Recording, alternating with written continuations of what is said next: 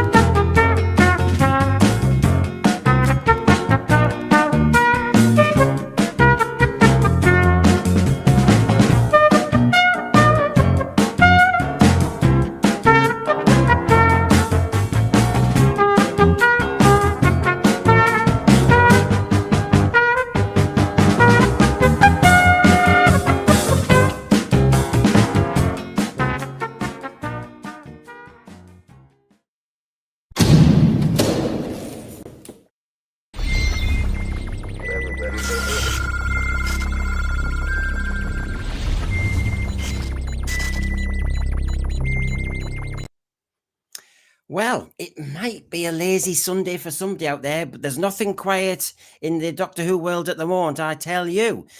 Where can I start on this one? So let's have a look. Might be a lazy Sunday, but there's nothing quiet that I'm going to deliver tonight. We have anger, disgust, complaints from Comic-Con. We have big questions about the trailer for Christmas Day.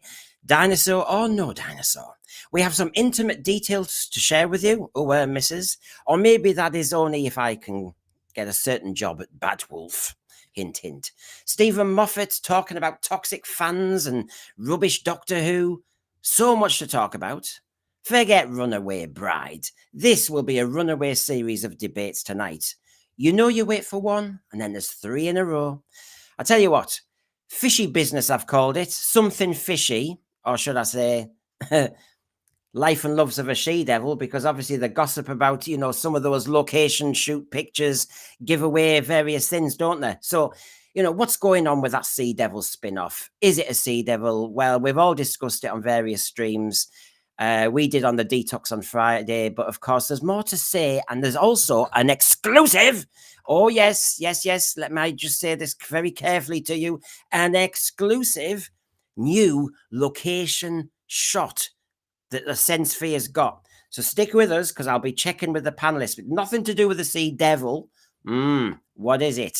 So check on that one. It's a very interesting one. Oh, yes.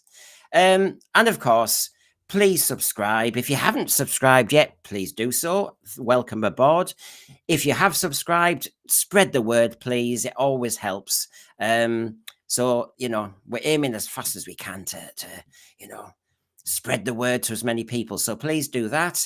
And of course, we do crazy things. We've got the Who Pets on here, haven't we? We've got the Who Pets. And of course, they're in Manhattan. And I'll tell you what, we're very close to showing you some items there.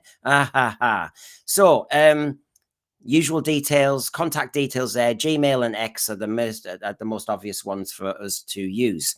So let's get the panel on before we go too much further along this road. So much to discuss. So, of course, to get discussion going, I want to get a shy panelist on. Let's have a look. Gary, you're shy. First of all, I'm very upset with you, Brendan. You did not have the chocolate covered. You did not have the chocolate covered strawberries and the Perrier water delivered to my trailer as I requested. All right. So, you see, everybody, Gary, there is a, we've been recording. He was the pilot. I call it mug.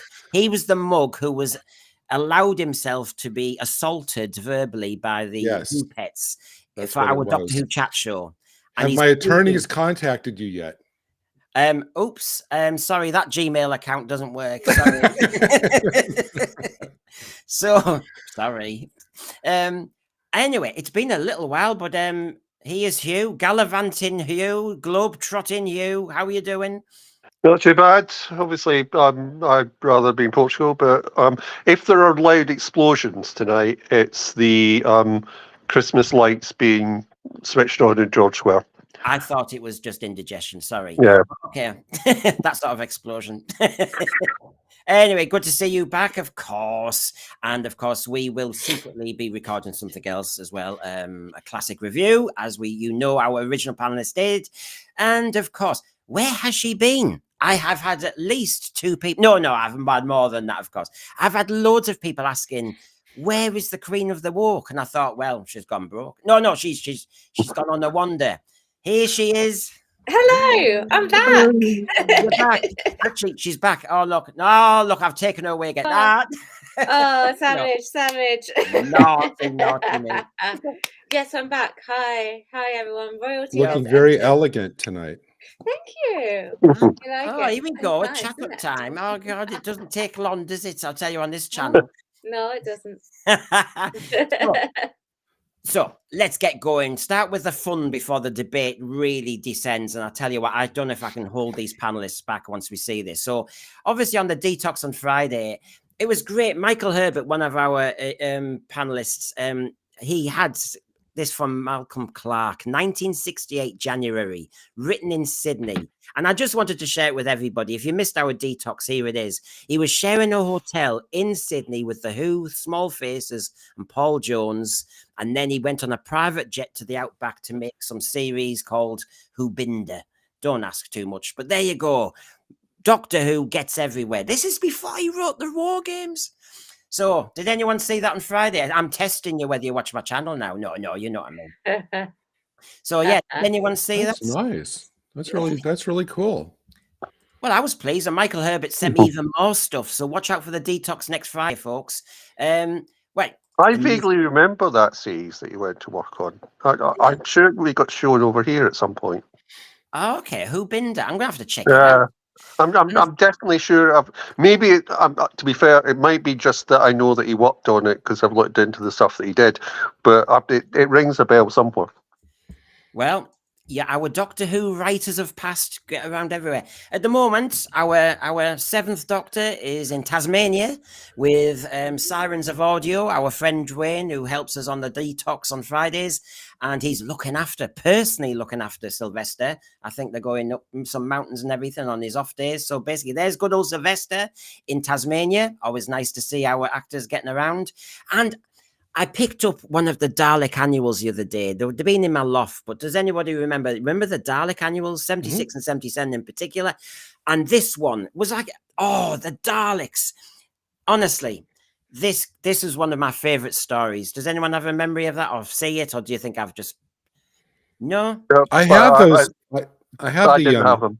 Digital versions of those somewhere on in my files, but I don't remember this particular story. Great story. Oh, yeah. It was very ghostly and all the rest of it. Loved it. Anyway, because we're talking about Present Who, I also showed on Doctor What Who. happened to that?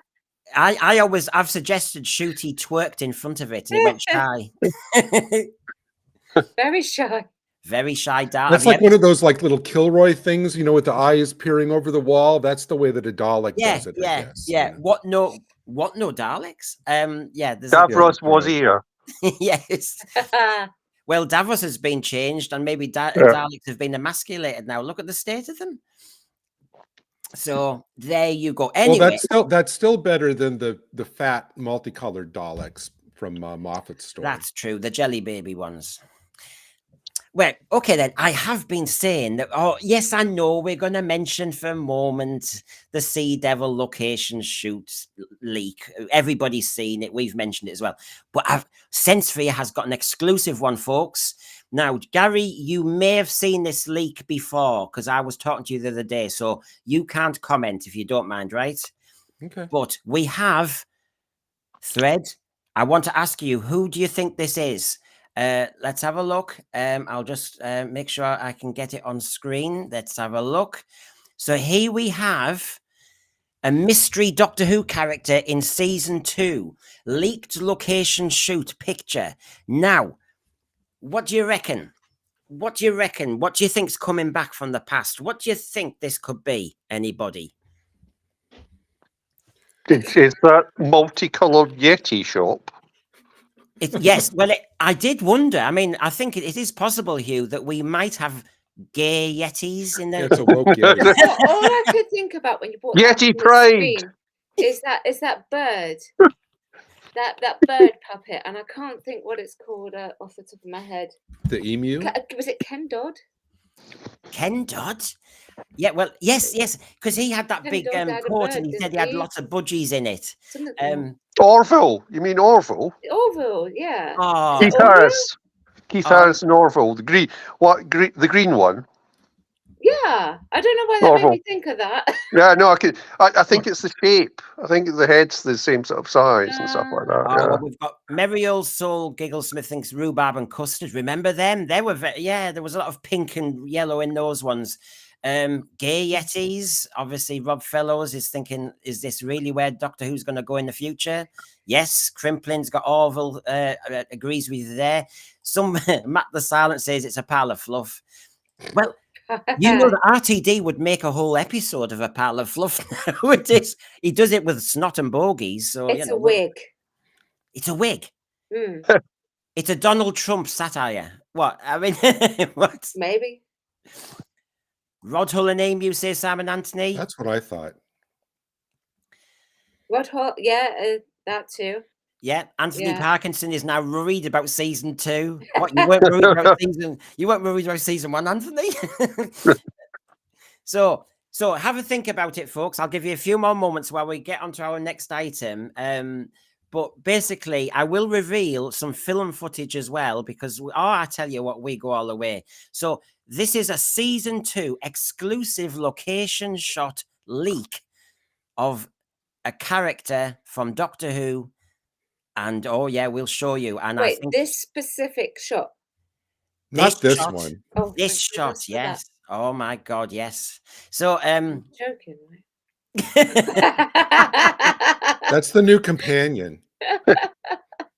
Oh God. So oh my God. no, it is important. It is important. And that, here we go. I'll just kind of hype it up even more. So I want the thread to be very imaginative. You know your Doctor Who. Who could this be? What could this be? We've already heard Hugh say is it a Yeti. So here we go. Yeah.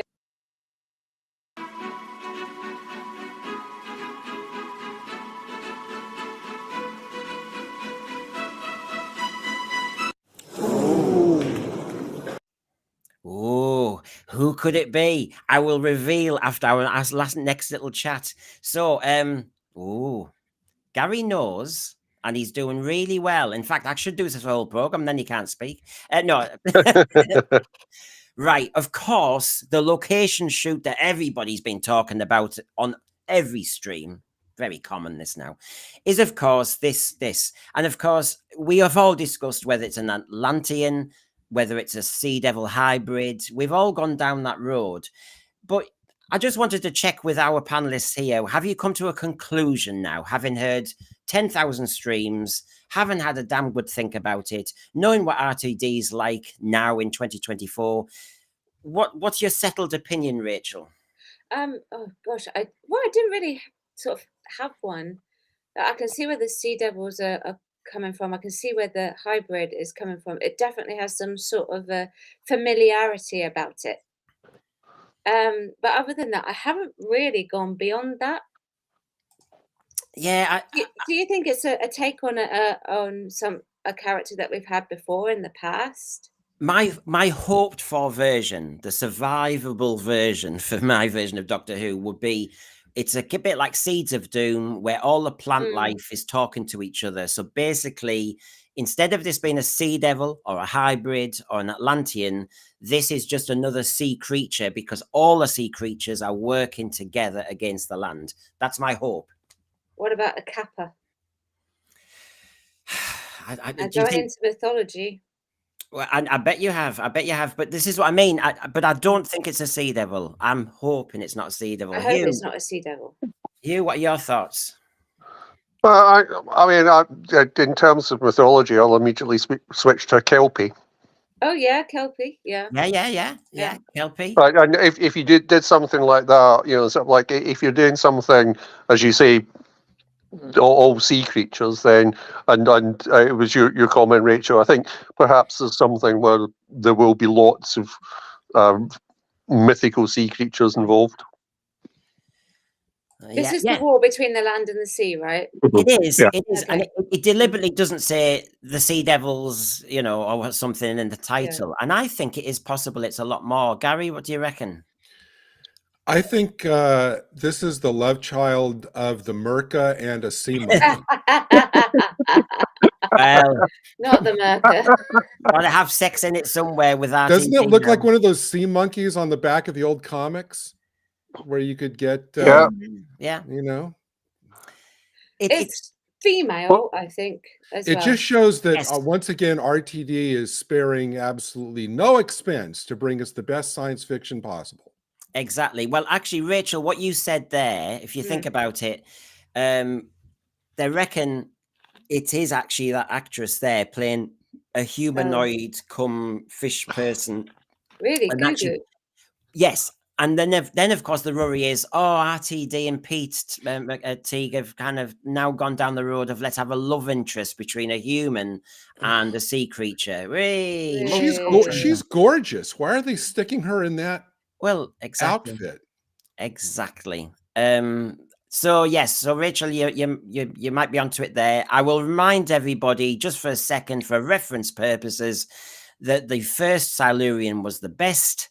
And as we went through, we went more humanoid, and I don't want the Sea Devils to go down that same road, please. RTD, a special request. That I will always shout out Daryl Joyce. There you go. That's Daryl Joyce's version of bringing back a Sea Devil. Yeah, that's good, isn't it? Oh God, yeah, it would. That's scary. That's scary. That's back to as they were in 72. Not like on the left. Yeah. Oh no. So yeah, we've already covered it, like I said, on the detox, but I just wanted to get our panelists' opinion, and it chewed us up, of course. I mean, they're the cast members for the good old spin-off that's happening. We seem to have everybody. There's already love interest there, isn't there? But what I wanted to say is, right, I asked, and there's been some really interesting answers. So let's just kind of get this out the way, because it was a very hard fought for location leak. So let me just kind of build it up again, because this is how we do. We do drama now, because RTD likes proper drama in Doctor Who, likes to hype things up. I'm going to hype. This is the most amazing location leak ever. Here we go. Be wowed.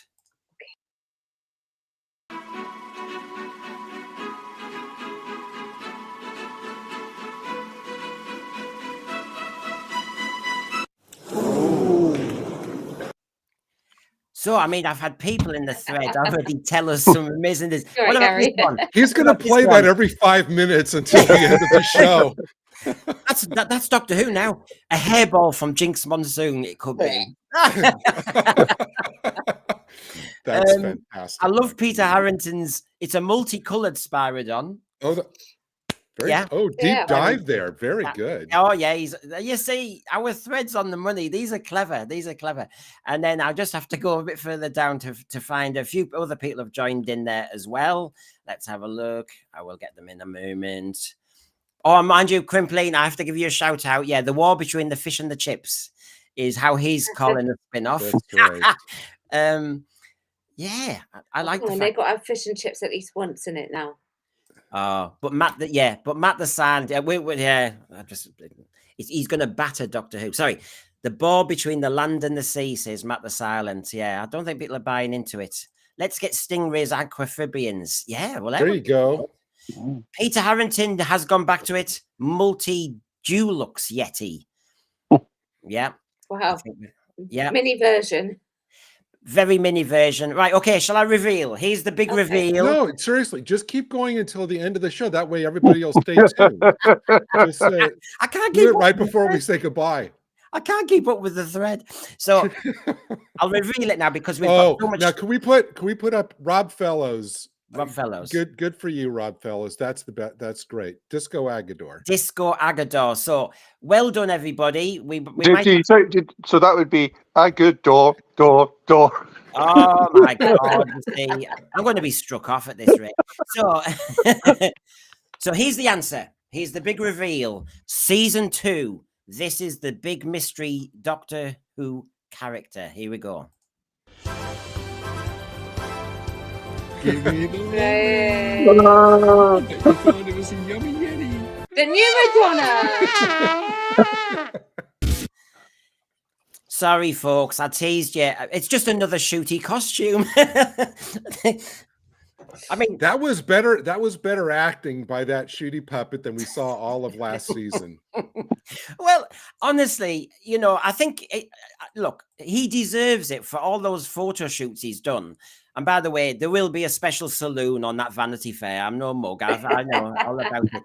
But yes. How much, Brendan? How much did that shooty puppet charge you for that appearance? 250 pounds. I know. You see. So yes, Shooty in a new puffer jacket. Yes, there you go. Happened to be small dog size. There you go. Peter, a Technicolor Yawn Yeti mini version. Now you can all be relieved. Now we can get back to serious Doctor Who discussion, knowing that that's not going to happen. Oh no, it might happen. How can I deny that could happen? I thought for a minute that was going to turn out to be Mrs. Flood. Well, actually, that's true, isn't it? All I needed was the umbrella. Would have been away with it. Now I can see we've got him in the thread, and people may have seen him, Julian Gabriel Clark. And I asked for a response from him because he was at the Comic-Con, and of course it's all kicked off. So our first item before we get to the trailer tonight about what happened on Friday with the Christmas trailer. I need to ask you about this. We've got an actress here, and we've got common sense people here, and we might have people in the thread who know somebody who was there, but it's all kicked off. Here we go. So let me just show you what the hell it's all about.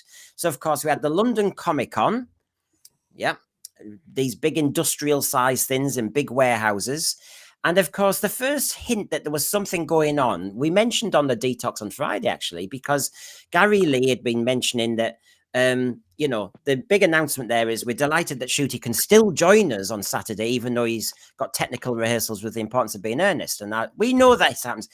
Those of us who've been to loads of conventions know that you might have a guest who has to be pulled because of filming or something. It happens. So should you wish to get your diamond pass refund, blah, blah, blah. So there was an issue about the Saturday and Sunday, but his talk will no longer take place. Now, this talk was interesting that you could pay extra for, because as Gary Lee found out, you were paying £20 a pop to have an intimate chat with Shooty.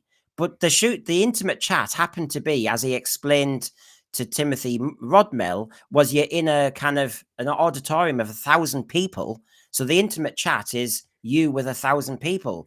That fell through. And so already that's caused problems. Now, already that's only item one of this Comic-Con, which seems to have had loads of things. So let me just show you one or two more. People have been going mad about his signature. Now, you know, you ask for an autograph. His there you go. There it is on there. Shooty 15th X. Now, 15XO? What is that? Yeah. Hugs and Kisses is the XO. 15 of them. Okay. So look, yeah. I've never fallen into the autograph game. I'm not going to pay 20 or 25 quid or whatever it will be for an autograph. But you're asking for their autograph. Now, you know, the thing is, everybody's signing fast, doing photographs fast, and this is one of the issues of this Comic-Con that people have complained about, which we'll get into. But if you're signing stuff fast, you see tennis players come off a court, they're signing tennis balls, you know, they're just zhig. I mean, is it an actual autograph, or is it just a scribble done by a famous person? So I'm not very sure is this an issue, or is this kind of, well, good for you, Shooty, because you're writing fast, you've got loads to do. Next. Don't be treated. I would personally say, don't be treated like this. Keep the 25 quid in your pocket. That's not an autograph. Is that what you think, Rachel? I mean, I'm just saying, you're an actor. I mean, if you were signing thousands of autographs, you know. Right, autographs are designed to be that, you know, scribbled as that fast as possible, but still like look really cool and effective. You know, I mean, my Colin Baker one, he's like whoosh, whoosh, whoosh, you know, all over the picture. Well, not all over the picture, that's an exaggeration, but that's essentially what it is. But yeah, they're sort of designed and unique and hard to copy. That's what really they are designed for, and for quickness. That would be really easy to forge, wouldn't it? Well, you've got this one, and you've also got, you've got the signature there. Yeah. Michael, I know what you're saying, that another stream's got somebody on. We've also got somebody on this one, so you don't need to advertise on the chat. No need. Can I actually have you put up the screen, the text screen grab, that the second one that you had up just a second ago, from this one? Yeah. So they got 20. What I'm focusing on is that he basically was getting 20,000 pounds for a half-hour chat. So Rachel and Hugh, if this stream goes 2 hours, so that means I'm thinking that Brendan owes us, each of us, 80,000 pounds.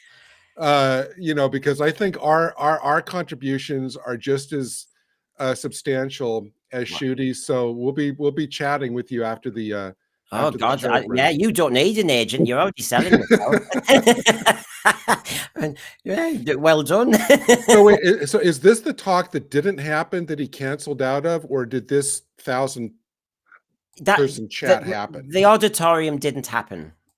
Why would you pass up? Because that's a pretty. I mean, you show up for half an hour, you get 20,000 pounds. Why would you not do that? I mean, that's easy money. And this is it. And so we'll roll on. I know, Hugh, you might be saving your opinion here. I'll just show a bit more, Hugh, because there was so many issues with this Comic-Con. I have to say, it tells me, in personally speaking, I'm not going to go to something industrial size like that. But you've got people here saying yesterday was a disaster, as I was one of the unlucky ones not to get a snap with Shooty, but I did get millies. So frustrating, and poor management from Showmasters events. Now, as I said to in the thread, other streams might have other people on. I've got Julian Gabriel Clark, who's given his detailed opinion, having been there too. So you don't have to move anywhere. We've got it all here.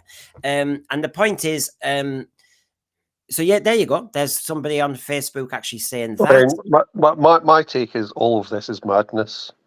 I've never been into this type of thing, because apart from anything else, it's sort of like, whoa. I see no reason to go and do this. I don't watch Doctor Who because I have heroes in the acting. I watch Doctor Who because I enjoy the program. Wait, that guy. I'm really confused now, because the guy whose picture you just had up, he actually considers himself unlucky that he got a photo with Millie but missed getting a photo with Shooty. I mean, seriously, we need to talk, because it's like, I think it's the other way around. I would consider myself really lucky if I got a picture with Millie and skipped out on. You've got Anthony Parkinson's agreeing with your sentiment. There you go. Yeah, there you go, Anthony. But the thing is, some of these paid 250 quid diamond passes, and we actually do know whether it's going to Alton Towers or a theme park or whatever. Unfortunately, they've come up with this scam now, haven't they? Where basically you've got gold pass and all the rest of it, VIP pass, and suddenly we're not equal anymore. Money talks. So suddenly, Doctor Who fans can get a diamond pass, but in this case, there's been some issues, and that diamond pass is not delivering what the full whack, and people are unhappy. Here, Harvey Wingrave says, absolutely disgraceful today. Advertising Shooty Gatwa as the main star, and after queuing for an hour and a half without moving in a claustrophobic area, announcing people won't be having a picture. And this is what's happened. And I've seen video footage where basically everybody gets a second with Shooty, if you're lucky, and then Millie, they're churning them through really fast. But the thing is, I think my opinion of this is, surprise, surprise, these are industrial size conventions. I wondered why I'd never gone to a Comic-Con. I'd go to an intimate one, but there's no way I'd go to stuff like this. They must be raking in a ton of money. I mean, if they're 250 pounds a pop, for how many thousand people are there? I wouldn't go to an industrial size one like this. And if I was an actress, I wouldn't agree to go one knowing that I've got a technical rehearsal potentially around that time for an important show coming up. Yeah. Because technical rehearsals, I don't know if anyone has been in them, but they take hours, sometimes days. And then you've got to rehearse it all after that. Because technical rehearsals are stop, start, stop, start, set the lights, set the sound, set the effects. Takes ages. So Well, I what's wouldn't do that. Well, what's interesting is the issues coming from this are multivarious, and you know, you could say it's a first world issue, but we're all Doctor Who fans, and so it's kind of what's our judgment call on what's acceptable and what's not in this day and age. Now, Julian Gabriel Clark, who I've been mentioning, I've got his detailed kind of review of this. Now, I'm saving that for now, but I'm letting him in now. The response to them was overwhelming, though, and he has been very clear all the way through that actually Shooty and Millie are extremely popular. But in another way, I'm thinking, well, of course there will be. It's current Who, you know, they're the stars now, so of course many people, whether they like them or not, will just want a photograph with them because they are current. So yes, you know, and he just kind of, you know, they're very much loved and adored by their fans. Yeah, you see, I saw a picture when it was. are. Yeah, I saw a picture Yeah. with the proms when, of course, the people were crowding around RTD. So, of course, everybody's conclusion was RTD's popular. No, he's the current showrunner. I mean, God, sometimes you get a signature because you see somebody famous. It doesn't mean you're, you know, rubber stamping everything they've made. It's just because people like fame, and when you see fame close up, you grab it. You know, that's what people do. So I don't know. I'm My just. friend does that. Just to pick up on that, Brendan, I mean, it would appear that not only does fame cost, but right here is what you start paying for fame pictures. Yeah. I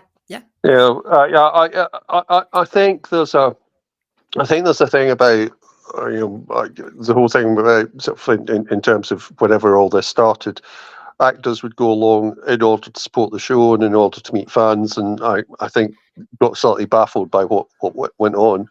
And now it is just business. It is utterly business. Yeah, I applaud Liz Sladen having that famous chat with Carrie Fisher when, you know, Doctor Who actors suddenly realised that the American actors were charging for autographs and stuff like that. Yeah, I think that's fair enough. You know, you've got to know your value to a degree. So I understand where that started. The trouble now is, I just think, and I am using the adjective industrial, the size of this, it's all about the profit motive, and there's no passion or love there. And to be honest, if I'm going to pay so many £100 to get a rushed 1 second Photoshop, shoot with Shooty or whoever the next star is, I'm going to have to question myself. I mean, I love Doctor Who, but why would I do this? Why would I queue for so long and all the rest of it? And I just think, I just wonder, yes, some things have gone wrong, but I do start to think we've got to pull back here. And of course, there's the difference between the classic Who stars and the new ones, because the new ones can charge an absolute fortune. Now, just to move the item on, because it went on and on and on. Now, this is obviously allegations and talk that Millie had an uncomfortable moment in one of the photo shoots. This is what the talk was. And of course, these are allegations, so therefore I'm being very careful. But, you know, it's out there online now. I received this news yesterday evening, but paused to post it. But now, just you think, what's happened? And it all came from these kind of posts. And if you see the one from Myers Blank Thrall right in the middle there, someone in a morning shoot today decided Millie was fair game to grope. Disgusting pig. Until I'd seen all these posts, I did wonder why her PM was hands in front, right? With explaining how to treat your actor. Then, of course, I saw this, which is with regards to Millie Gibson. I spoke to her this morning. She appreciates everyone's concern, but said everything's fine. As a general reminder, though, and I still can't believe this still needs saying, you do not touch people without their permission. Right.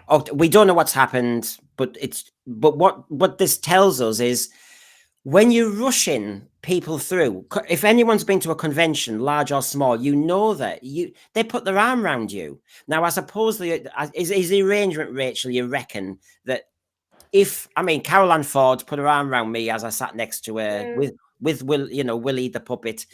But it's her decision to do that. If she doesn't, you don't do. I would guess. Yeah. Because obviously this allegation is dangerous in lots of ways. Number one, you don't want Millie or anybody to be in that much discomfort, especially when it's so public. The second thing is, you just think, when something goes wrong, the next time people meet the stars, they're even further away. They're more guarded. And, you know, there's a barrier. And I know the actors, in the end, they might be wanting to make money, but they do actually want to be with the fans, don't they? So this is just not good. And of course, my concern is when you do industrial scale stuff, you get crowds and crowds of people, and there's going to be some people who misbehave. Yeah, there will be people who 100% misbehave. I've done a lot of immersive theatre, and believe me, I've seen that in my time in doing immersive theatre, where we've had thousands and thousands be pull through like a 4-hour theatre event, and we're quite often told in those circumstances, any photographs, unless you're randomly handed a baby like I was, to actually just keep your hands on show in the shot. So that people can actually see where your hands are, and leave it at that. Yeah, and I you know, there's items tonight we can take the mick out of if necessary, but obviously this one you do have to call out. Doctor Who fans, whoever needs to pull rein in a bit. And as over the seer said, it's quite shocking. I cannot imagine something like this actually happening. Right. I'm surprised it doesn't happen more often. Me too. I mean, my take is I don't have a huge opinion of my sex at the best of times, and I don't think this is at all surprising. You've got a lot of people going through there, and they'll see it as an opportunity. I can't imagine anyone's been anywhere on the internet and finds this shocking. And we've all got to be serious about the fact that when we wished, I mean, one of the most notorious child abusers on TV, we know who it is. I'm not naming him. And they have talked about Top of the Pops, and they've talked about how some of the girls who are around that DJ presenter, he was touching them publicly live.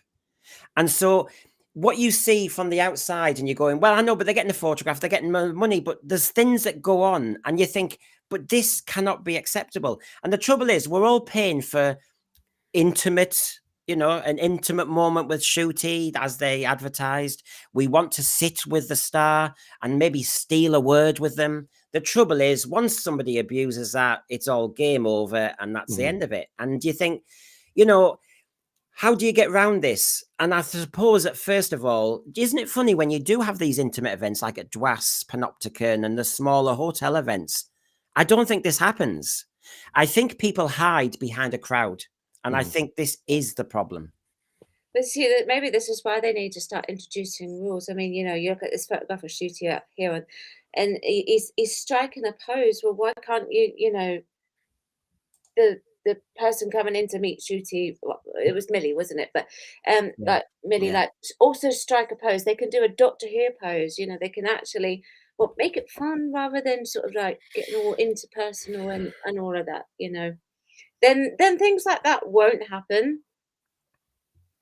Anyway, and to an extent, I'm not going back at all on my condemnation of the male sex, but to an extent, if you've got a lot of really excited people who are just really excited, then maybe they made a mistake. I don't know.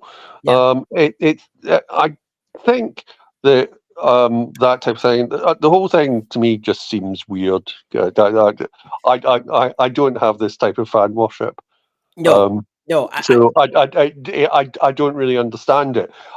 If you meet someone who you've got sort of like a long-standing love of, I saw over the overseer mentioned Paul McGann, then I think you're entitled perhaps to go up and talk to them and say, could I have your autograph, whatever. Really sorry to bother you and stuff like that. But honestly, let people live their lives. Yeah. Well, it carries on. Angela Oldroyd here says, my daughter had a diamond pass, but still didn't get an autograph as she was waiting to get Shooty to sign her photograph. And apparently he didn't do any signing after the photos. You've got here, says Paige, When it comes to top celebrities, as they're now charging the hundreds of thousands for their appearances, so they need to oversell to make the profits. They know from past experience that it never works. Such a shame they con you into thinking you are in with a chance of. This is can I just interrupt, Ben? Because Sadako 24 said, why only the male sex working group? Yeah, they do, but in terms of sexual violence, that's hugely much more with males doing it. And if you're not willing to face that up to that, then you're just accepting the violence against women, as far as I'm concerned. Yeah, and here's Peter Nolan talking about Comic-Con, and that could be many Comic-Cons. I've heard everyone all day talking about how stressful it was. In a way, what's even worse is that I'm sure it was stressful for Gatwa and Gibson too, and such a poor first experience. I wouldn't be surprised if it put them off doing any more for good for a while. Well, if what happened to Millie happened, yeah, that's not going to be helpful in any shape or form to how conventions would be in the future or whether she'd want to do them. Because it's not just the two of them. They'll talk to all of their other celebrity friends and people they know. And so the organizers in this convention, you know, it's going to be on like the no-fly list for basically every celebrity who hears about this, because they don't want to have to deal with that. No. Now I said, sorry, again, I'm going to have to interrupt. Keep on replying to me. Yeah, I am middle-aged, but I was middle-aged when I was 12. You know, honestly, this hasn't changed. Yeah, this is what you got then. So we've got Julian Gabriel Clark here, and thanks for this, because I reached out to him. We'll get him on the panel one day. I've always hoped for that, but he was there. So let's just go through this to officially just get this right. I attended the Comic-Con Winter Convention yesterday, and I just wanted to share this observation. Obviously, it was still mismanaged by showmasters, so all kinds of issues there regarding photo shoot slots and queuing, but it was interesting to see the overwhelming support for Shooty and Millie, which, if to listen to a lot of the polemic online, was actually surprising. Personally, I was not a fan of the last series and would not have wanted to have spent 125 quid for photo, but hundreds did. Cost of living crisis. Now, I obviously asked for more detail, and here we go. My only real negative is that the photos and autographs are eye-wateringly expensive, but clearly people are absolutely fine with that. Shooty's talk was cancelled on a Saturday, but he's doing one today now to make up for it, but I'm not there today. And this is the other thing. Like when I talked about Longleat, I could only go for one day. Not everybody can afford this. The other thing was, hopefully everyone who bought photo sessions get theirs today, because showmasters are terribly at issuing refunds, allegedly. People who paid £275 got the photo, autograph, and a gift. The gift was a TARDIS power bank that looked a bit cheap, to be honest. What's a power bank? I don't know, but it doesn't sound worth it. It's a USB charger for your phone and things like that. Okay. I mean, they obviously got first dibs for photos and autographs, whereas a lot of people got left in the queue and missed out. There were a lot of cosplayers there wearing Shooty's leather coat, so he's obviously popular. But, you know, I am concerned about how much of this is going to kind of affect things. Now, can I just show you this? Shooty had a final word. It's a wrap on the Winter London Comic-Con. Heart is very full after spending 2 days in a room full of Whovians. Thank you all. Love and kisses. A gorgeous, gorgeous room full of so much love and incredible costumes. Right. Yeah. I would not have wanted to be in a room compacted with 1,000 other people wearing leather. Oh, yeah. Sorry, surely with New Who, it's faux leather. Yeah, we can't be killing animals just to wear them. No, and for £275, I would have at least wanted to get like a little Sutek doggy plushie, you know, something like that. I mean, I could put on top of my TARDIS. That's £80 more than a giant lint calendar. Advent calendar. Can I just say that if he spent more time talking like this than the things that he has said in the past, he would be so much more warmer as the Doctor. You mean don't touch grass? Yeah. Yeah. I know. Well, I think the PR agencies have learnt now, haven't they? I think the minders are a bit more on it now, which is, although tune in for my saloon on the Vanity Fair interview. Maybe they're not that brilliant, but yeah, he shows art. You think a cute little kind of shooty doll, which, to be honest, reminded me of Trumpton, Chigley, and Camberwick Green. Yeah. To be honest, Good grief. Our Doctor Who has turned into a Chigley character. That's what it seems to have been there. But yeah, Time flies by when you're the driver of a TARDIS. But isn't it funny, Hugh and Gary and Rachel, that basically, he does that PR, or somebody does that PR. Thank you. Two days full of love and passion, and I love you people. I heard him saying that in San Diego as well, let's be honest. But they don't see the cues and the stress and the disappointment in the kids' faces. They don't see all that because, of course, they're getting whisked about. And I still will argue these are too big. And we're going to have to vote for our feet, folks. I'm a Doctor Who fan, and I have been to conventions, that. But I don't think I'd ever go to a Comic-Con because I don't want to be treated like that amount of cattle. I really don't. And I think they need to get the vibe. Now, I suppose the argument is you're not going to get Shooty or Tennant or the big new Who stars at an intimate event. I know it is a moot point because of the cost. I'll take that as a hit because I am not, for the sake of turning up to go to an Alton Towers for Doctor Who, having to face this. So I'm quite strong on this one. I just think, nah. It's a mess. So has anyone got any final words on the chaos of conventions? Because I have to say, it would put me off going to conventions. There's no way I wouldn't want to face that. Yeah. I mean, to be fair, the whole point about this is it's not just to do with Doctor Who. It's not just to do with things like Comic-Con. I've seen it for Al Pacino in terms of stuff like this. And yeah, you get the various classifications of passes which are willing to pay out more. And I think Al Pacino, the one I looked at was if you wanted a sit down, a signature and a photo was £1,000. Now, you see, when I did my Longleat show, I listed some of the items that were for auction. And there's an element where money's always talked. And it just, you always felt the unfairness there. But I just feel here that in this 2024 age where Rachel knows this, the actors are all trying to PR it, that they're very kind and thoughtful and PC and woke. And of course, if they are, then, and they are bothered about a cost of living crisis, don't exploit people who, to be honest, might overspend on tat. Because let's face it, this is a passion project for them.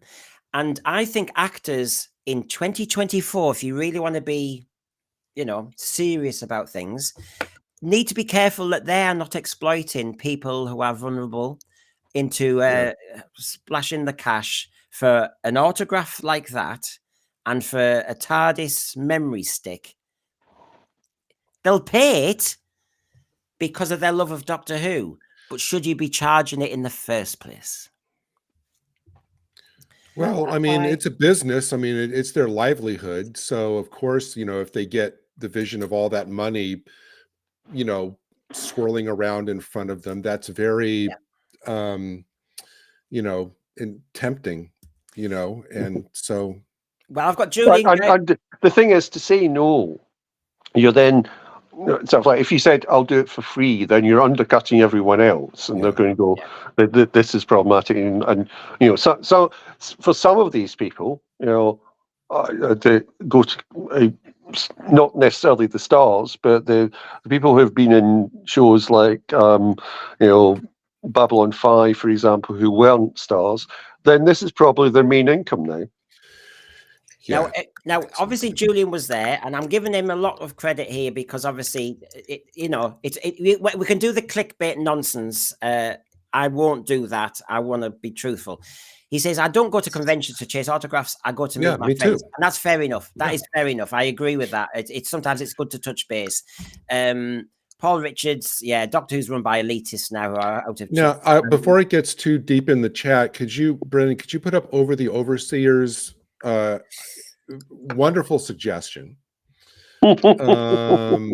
which I think is great. Now, I just want everybody to know I will only charge £50 for my autograph, and I will chat with you more than Shooty did. So I think that's a great bargain. So when Brendan sets it up, we want all of you to be there, and you know, maybe Rachel can do a panel on acting lessons or whatever, like a special panel.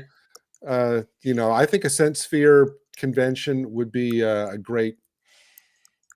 I understand. Well, let's have the screeching of brakes. We've mentioned the item, which a lot of Doctor Who fans are mentioning on the streams and stuff, and so I thought we'll represent that. Now, what I will say is our burning issue tonight, folks, you know I like a burning issue, is the trailer itself. Because I tell you what, if you're a Doctor Who fan, let's go in front of the camera now. So let's hang around for what did you think of that Doctor Who trailer for the next episode? Here we go.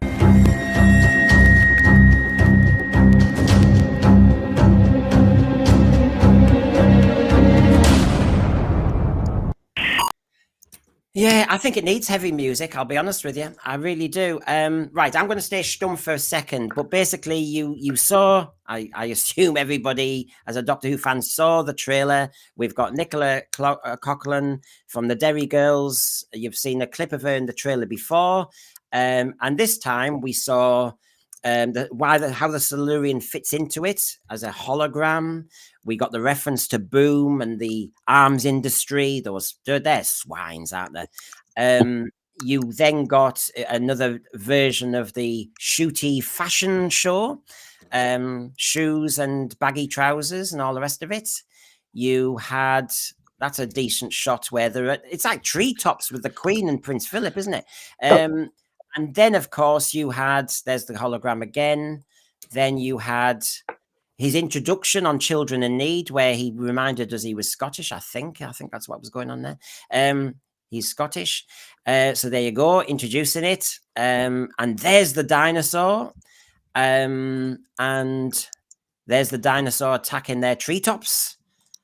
And there you go. I mean, what were your thoughts, folks, when you saw this trailer that I'd asked you to watch, but I know you would have watched it in the first place, really. Where's Adric when you need him?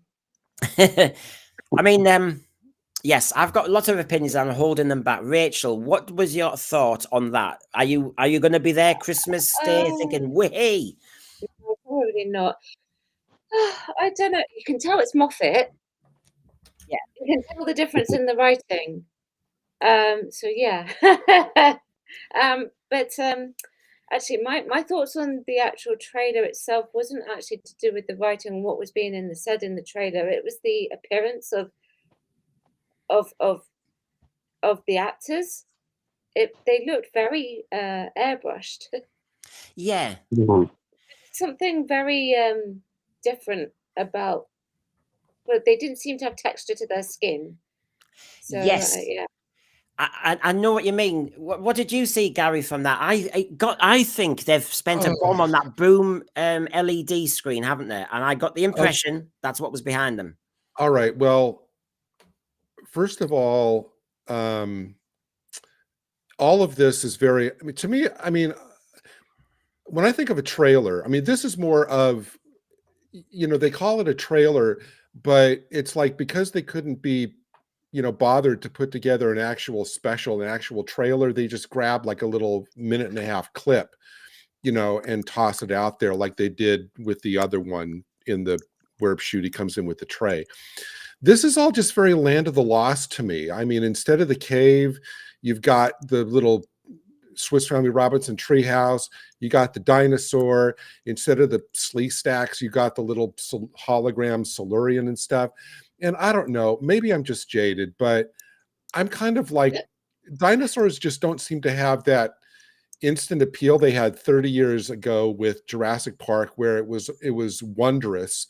Now it's like, you know, we've had Deep Breath, you know, we've had, you know, other stuff. And at this point, dinosaurs to me are just kind of, you know, ho-hum. Well, just go on, Gary, I'll add to your point. Paul Bowler saying Moffat seems to have a thing about T-Rexes. Obviously, you've mentioned Deep Breath. Okay, now, go back to the Shooty shot. Well, I was going to, but I was just going to say, there's your deep breath. There you go. Now I love Invasion of the Dinosaurs. I actually, like I said, but it's like, I guess they think throw in a dinosaur and the kids will love it or whatever. I don't know.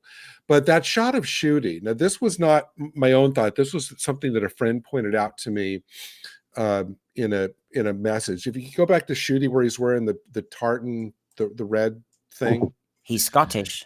Is it? Is this or is this not what he wore on that photo shoot where he's like in the clock, like a year ago or whatever? He did some kind of photo shoot where he was wearing this exact same thing. Yes, laying on the clock face. Yeah. And so I'm wondering whether this was taped back then. Because Shooty doesn't strike me as somebody who's going to wear the same thing twice. So I'm wondering how far in advance this was taped. It was very generic. Hi, everybody. Welcome to Children in Need. It wasn't episode specific. It was all, like I said, so this could have been taped, a year ago, which again feeds into the theory that, is he gone? Is he still here? But yeah, this just didn't do this. No. Well, I think the thing is that so I should point out that I probably wouldn't have watched it because I don't really watch these things in order to do it, and I was sort of expecting more like the ones that we're going to talk about later, where it's not so much a trailer but some form of prequel run up. I just, it felt a bit lazy. That's partly to do with the fact that it's just a cut from the show, and partly to do with the fact it's another dinosaur, and partly to do that all look on arms manufacturers really bad, which appears to be Stephen Moffat's main thing at the moment.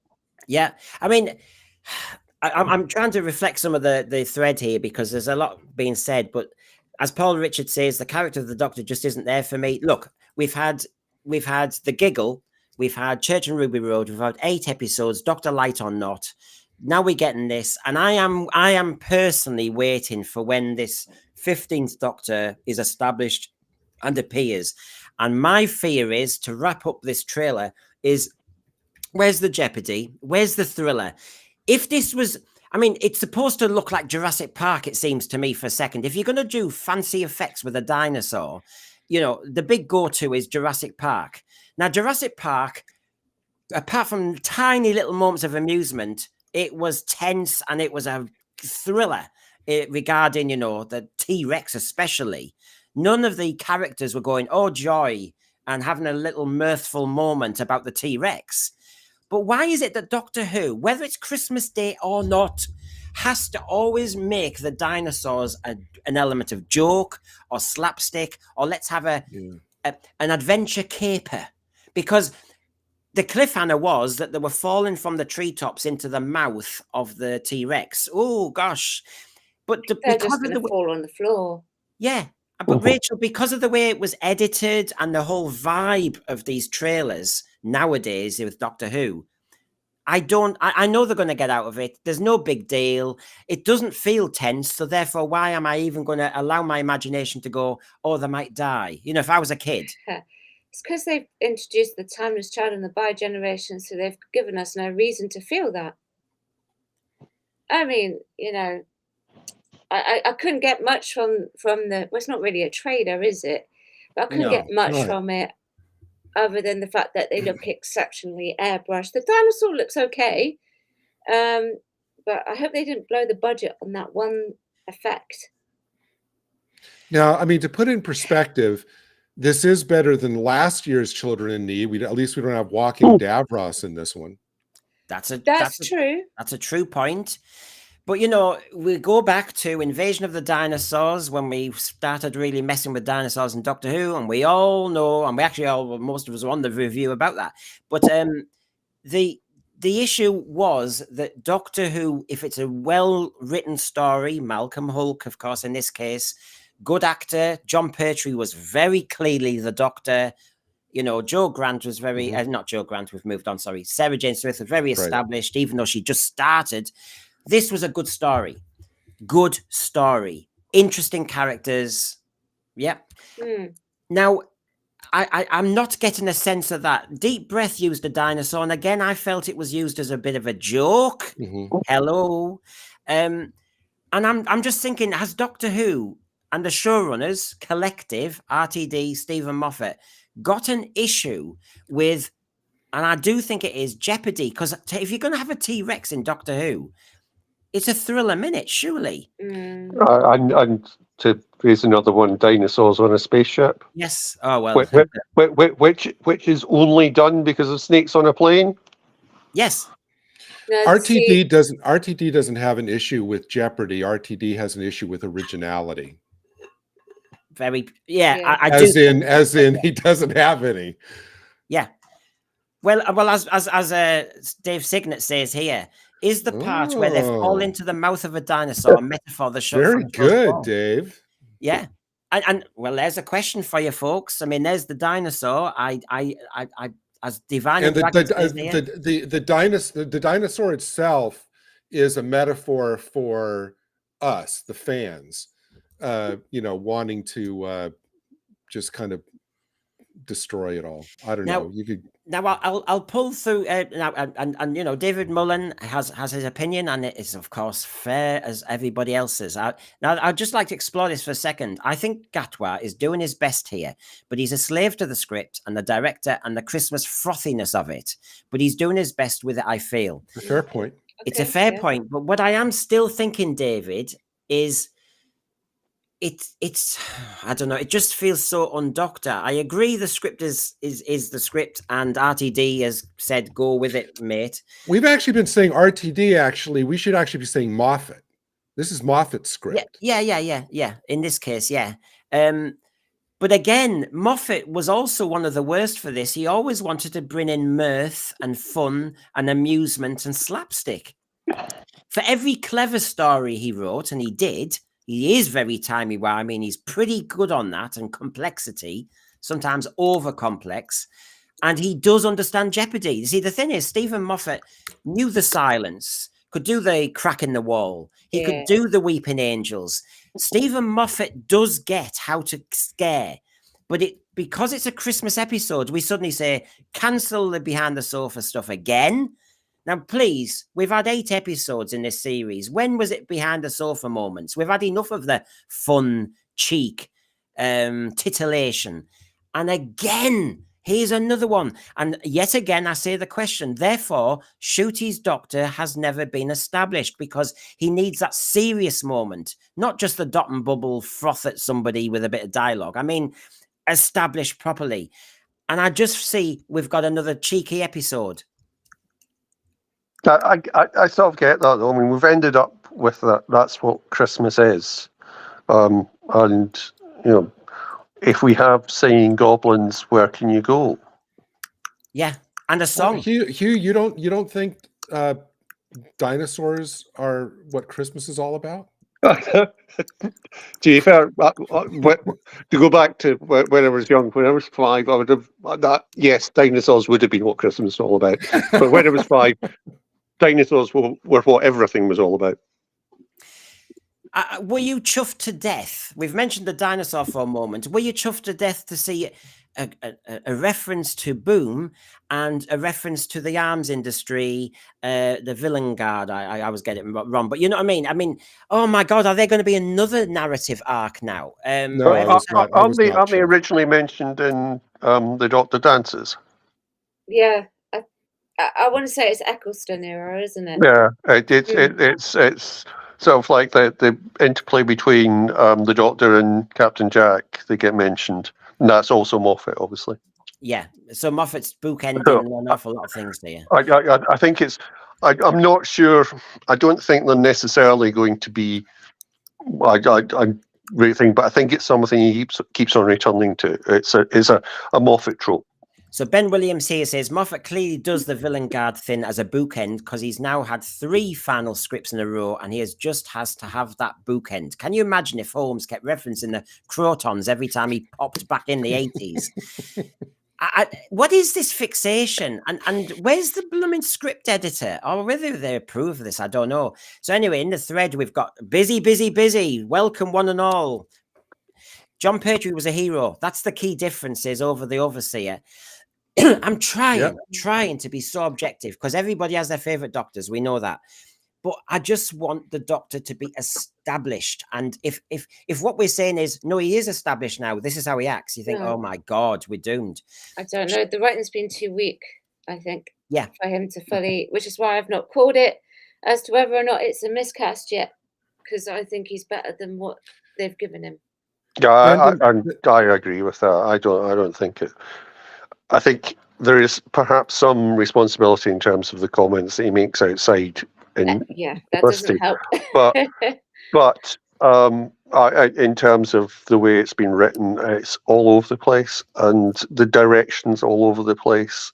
And he keeps on being undermined in terms of being the hero, not Shitty himself, but the Doctor, and which is a big problem that Russell Davies has always had with the Doctor. It's my one big objection that I had from the start, that you got to finales and it was really weird Deus Ex Machina and not really the Doctor solving them. Yeah, well, here we've got good old Crimpling. A jokey Christmas episode of Doctor Who would be an ill-judged programme to follow the new Wallace and Gromit film, which would have both comedy and jeopardy. This is what I mean. I just think, I really do think that the showrunners of Doctor Who in New Who have just, it's a giant misstep, as in the unique selling point is to scare the blooming kids. And yes, within that, the Doctor will joke like, Chop Suey, the Galactic Emperor, like he did in Brain and Morbis. You have the throwaway lines just to kind of reassure you, but it's still a scary moment. Brendan, could you put back up that picture of the Doctor coming into the door from the other one? Right. It'll take me a moment. You showed it a couple minutes ago. Okay. But while you're doing that, Brendan, can I say there are a couple of comments in the thread about Shitty not being Scottish? As far as I'm concerned, if you live here and you want to be here, you're Scottish. It's not about blood. It's about this is where we are. Not this picture. The picture of him holding the tray. Yeah, I'll get there. I'll get there. It might be. My categorization is not that good. There you go. That one. Now, can anybody look at this and say this is Doctor Who? This is like that's like Carry On Doctor. Yeah. With the guy going, and him holding the tray. I mean, show me a single element in this picture that is Doctor Who. But this is the key. Is this Doctor Who now, which I don't approve of, which is it's a joke, then it's a joke, then it's another joke. Look, a bogey monster in Space Babies is a joke, unfortunately. Then The Devil's Card to me was ending up a giant joke. Then we go through the series and you're going, but when do we have jeopardy? Some would argue 73 yards is a bit of one. Hello, I'm Sutek. I've been sleeping on your TARDIS like Snoopy. That's supposed to be a serious moment. But when, like you say, Gary, you've got the Doctor who is trying... I mean, surely Shooty wants to be established. Although, let's face it, I know you flippantly said, I'll twerk in front of a Dalek.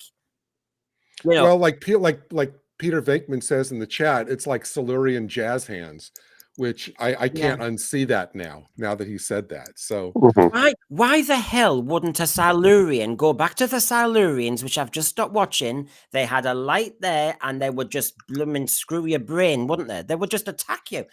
What? Oh. Well, I think, Brendan, they figured that if they can't get their planet back, then they should just become bellhops. I mean, why not? That's the logical thing you do if if you can't reclaim your planet. It's like, well, let's just go ahead and fit in.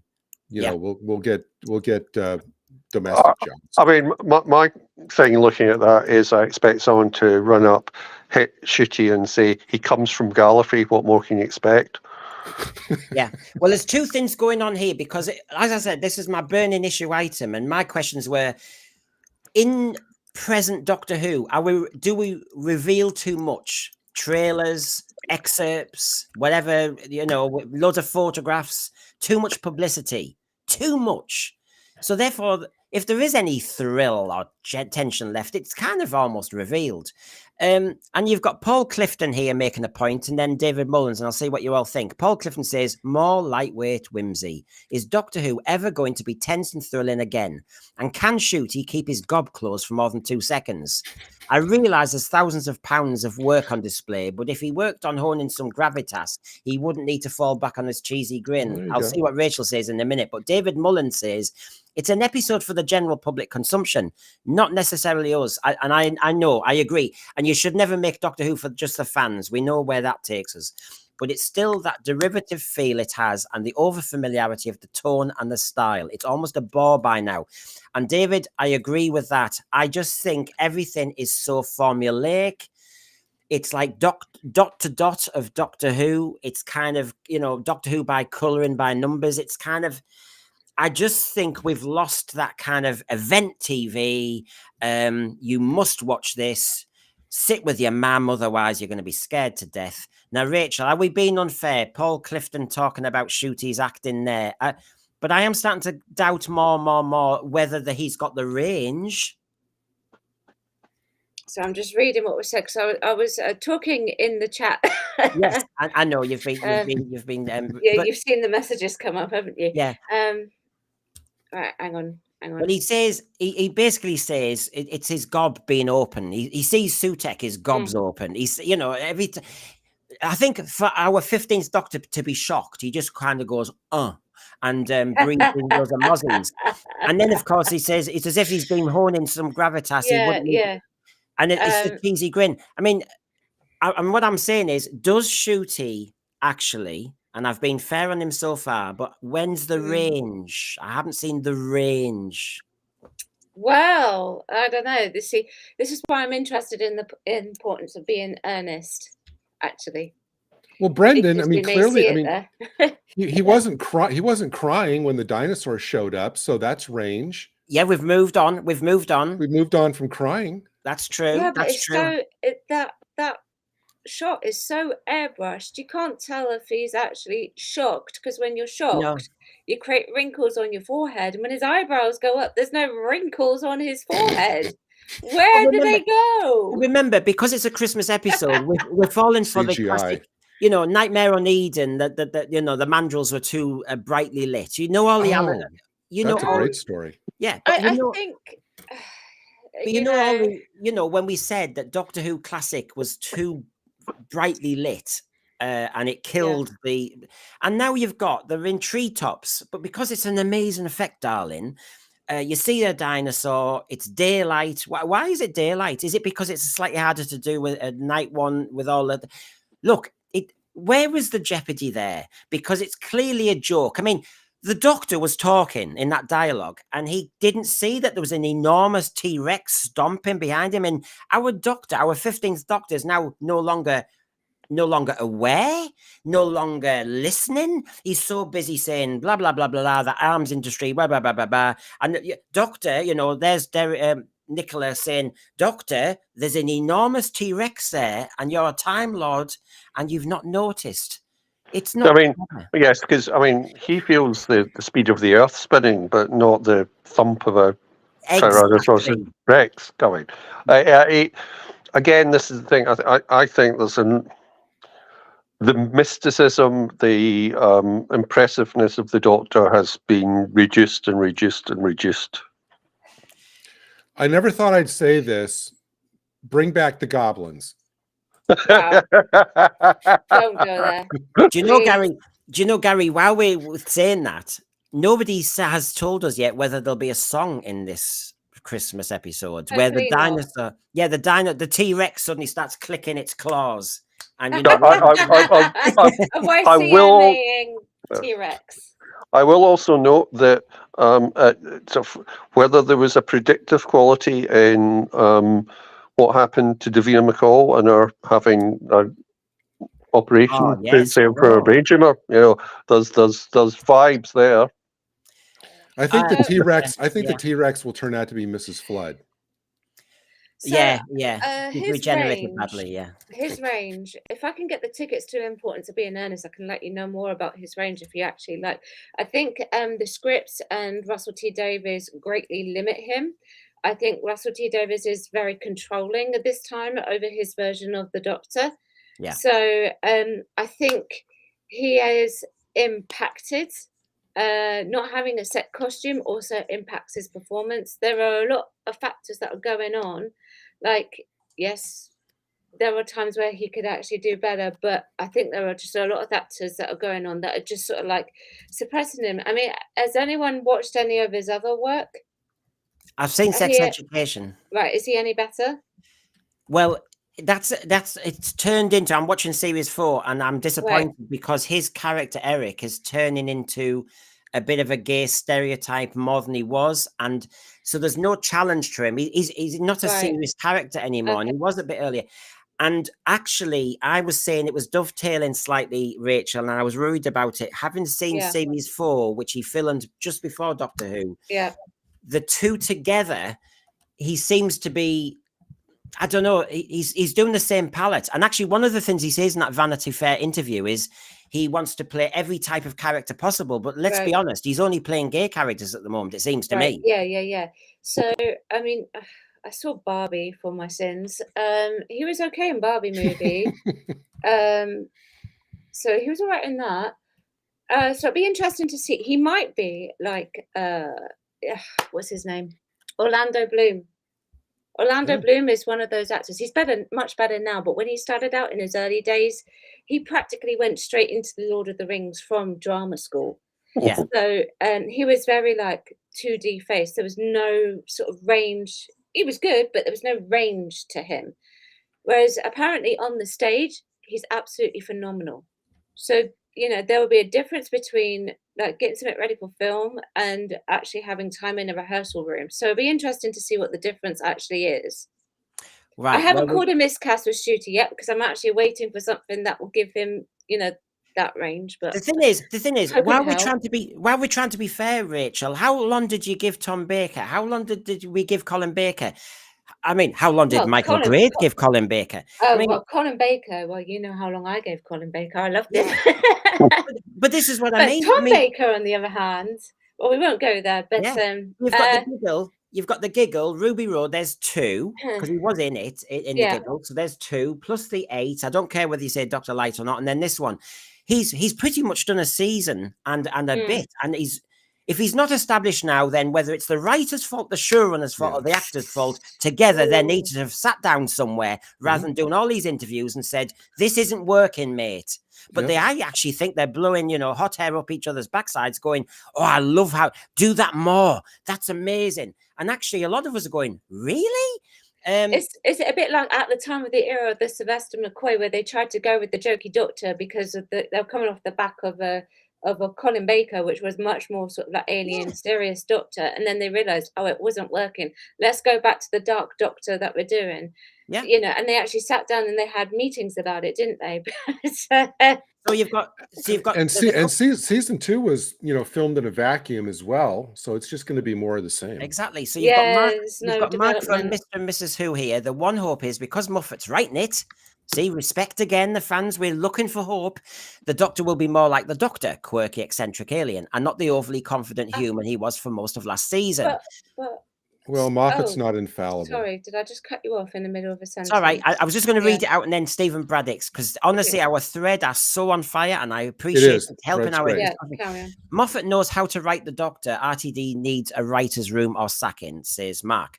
And then Stephen Braddock, who says he's just got home in time for us. I reckon they will get Eton and Joy, and the Doctor will have to play a song on the T-Rex's rib cage to get it to laugh to let them out. Yeah. Well, and why not, Stephen? I mean, why not? You know, instead of another CGI, you know, T-Rex, which we've all seen 10 million times. I mean, I'd honestly rather have Barney. Bring Barney in here to do a couple of songs with Shooty. Well, you see, The Now level you're of, talking proper Jeopardy there. Right. the I trouble. mean, what wasn't Barney played to Noriega in Panama to drive him out of his house by the Americans because you can't stand hearing it for so long? I would also say, I love so you. Gary, You love Gary me. said that they filmed obviously back to back, so that left no time for Yeah. fan feedback in between, No. which And obviously that allows was for any intentional. actor's improvement, Yeah. Well, and you've any show's improvement. Yeah, I get all the sort of like the Moffat writes better, but Boom was not much better. No, and this is what I mean. It's like RTD2 is not the same as RTD1. Stephen Moffat coming back, and I am respectful of all these people. They do have talent. I've praised his Douglas is cancelled. I love that series. That was I finally fun. watched it. It was good. Yeah, it was fun. Yeah. It was quick. It was sharp. It had the sharp dialogue that you always expect from Stephen Moffat writing, and it was written for adults, and he's good at that. But you know, how much of Doctor Who has Shooty actually seen?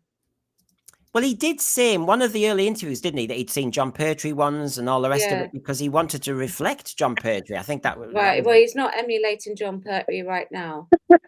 No, I mean, so you've got Joey Boy here. What's going on, Hugh? Sorry, I'm just trying to imagine John Pertwee. It's not like thinking, yes, that's exactly what I was trying. I mean, I mean, yeah, I know. I mean, John Pertwee was very showbiz, but he took the role so seriously that you never saw that showbiz darling stuff. The Homemobile, maybe, but that worked. Joey Boy, God, I'm sorry to say, but Shooty is so poor compared to 9, 10, 11, and 12 in terms of acting. He reads the lines like he's learnt them 5 minutes ago. I have to say, the intro from the TARDIS interior, never mind Rachel saying there was something about the one tone of the colouring, but I didn't think there was much of a tone in the voice. I mean, think of how Tom Baker used to do a blooming trailer to the series, you know, when, you know, no spin on any of the lines, just quite boring. Similar to Jodie, shame. Hopefully the next Doctor is picked better. And this is the problem. This is the real problem. People have already got a decision. There's the big one that you were talking about 3 years ago, Gary, sorry. But, looking at this, and I know it's not technically a trailer, I'm not seeing where any of the proper Doctor Who's going to be. And like I say, it's going to be light, frothy. And you know, and to add to this, the children in need. Has anyone told those people to duck? Because that segue's lethal. He was all over Children in Need, that kid, wasn't he? He was all over it. But you know, they were auctioning Jodie's TARDIS, that one behind them there. That'll be how he gets out of the dinosaur thing. Morris Gibbons will show up and blast the T-Rex with his Segway. And what we were saying, everybody, is the link with Pudsey and Doctor Who. I mean, just look at some of these. I mean, we're starting with this one, of course. But if you do look at the association and Time Crash on Detox on Friday, and we can mention Time Crash again tonight, but you had Time Crash. That seemed to work. Yeah, I'm saying. That was good. You've got Jodie, who I think introduced 1 or 2 items. You know, we're into that period when the Doctor just sat there and introduced them. Remember, look at them there. Dimensions in Time, the EastEnders mob. That was awful. Yeah, that's unwatchable and scary. That's the scariest thing I've ever seen. But it was in 3D. So there you go. You've got Matt. Oh, hey, and then there's that cameo. Is that Willie there with Matt and Pudsey? Oh yeah, well, Willie. I mean, he's played many characters, darling. And look, you know, I mean, you know, there is. Oh, see, that's great. Look at that. I like that photo. That's great. Yeah. There you go. But my big question was, are we seeing too much of all this with Doctor Who? I'm not feeling it, and I know I'm not the only one. We've had another trailer. We've had more clips. I don't know how many clips you can, you know, now I've seen the dinosaur. What, I really don't want to watch it. Well, no, and I'm not knocking the dinosaur effect, but there's nothing there for me. There's nothing there. Yeah, I The always other thing preferred the one-offs. I'm sorry, Rachel, go ahead. Oh, no, I was just saying, I always preferred the one-offs, you know, like Time Crash and all of that. Yeah. Mhm.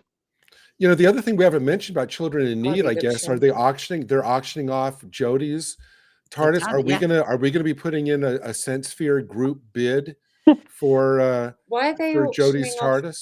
Jodie's TARDIS? Well, nobody wants it, Rachel. No, seriously, no, Rachel, Stupid seriously, question, get the stupid no, answer. seriously, Sorry, no. It's I- Jodie's TARDIS from one of the, is it one of the Flux episodes or something like that? Oh. They're auctioning it off. I think we should put up a bid for it. Well, you've got TARDIS travels here. We're talking about the Pudsey Children in Need relationship. The best one for him was the Five Doctors, but that wasn't really like Children in Need. You have writing in the corner. You didn't have the streaming at the bottom. It wasn't interrupted. Well, it was in some regions. We had a slight interruption. But you just got the program. They wouldn't do that now. They interrupt all the time. It's all choppy and everything. And I have to say, I actually think that even the way that Children in Need is presented now, never mind Doctor Who and Comic Cons, is everything's become so industrial and polished and professional that it's lost its authenticity. It's lost the passion element. Just like the Eurovision Song Contest used to be fun when it was a few countries and it was a little bit kind of poor. Now it's industrial scale, and I just think everything's changed for the worse in that respect. Yeah. Now, we did think when we talked about this item, folks, in the thread, that since we've seen the trailer now and discussed it, and it was on Children in Need Night, to reference Time Crash, Born Again, and some others. Now, did you all do your homework and have a look at Born Again?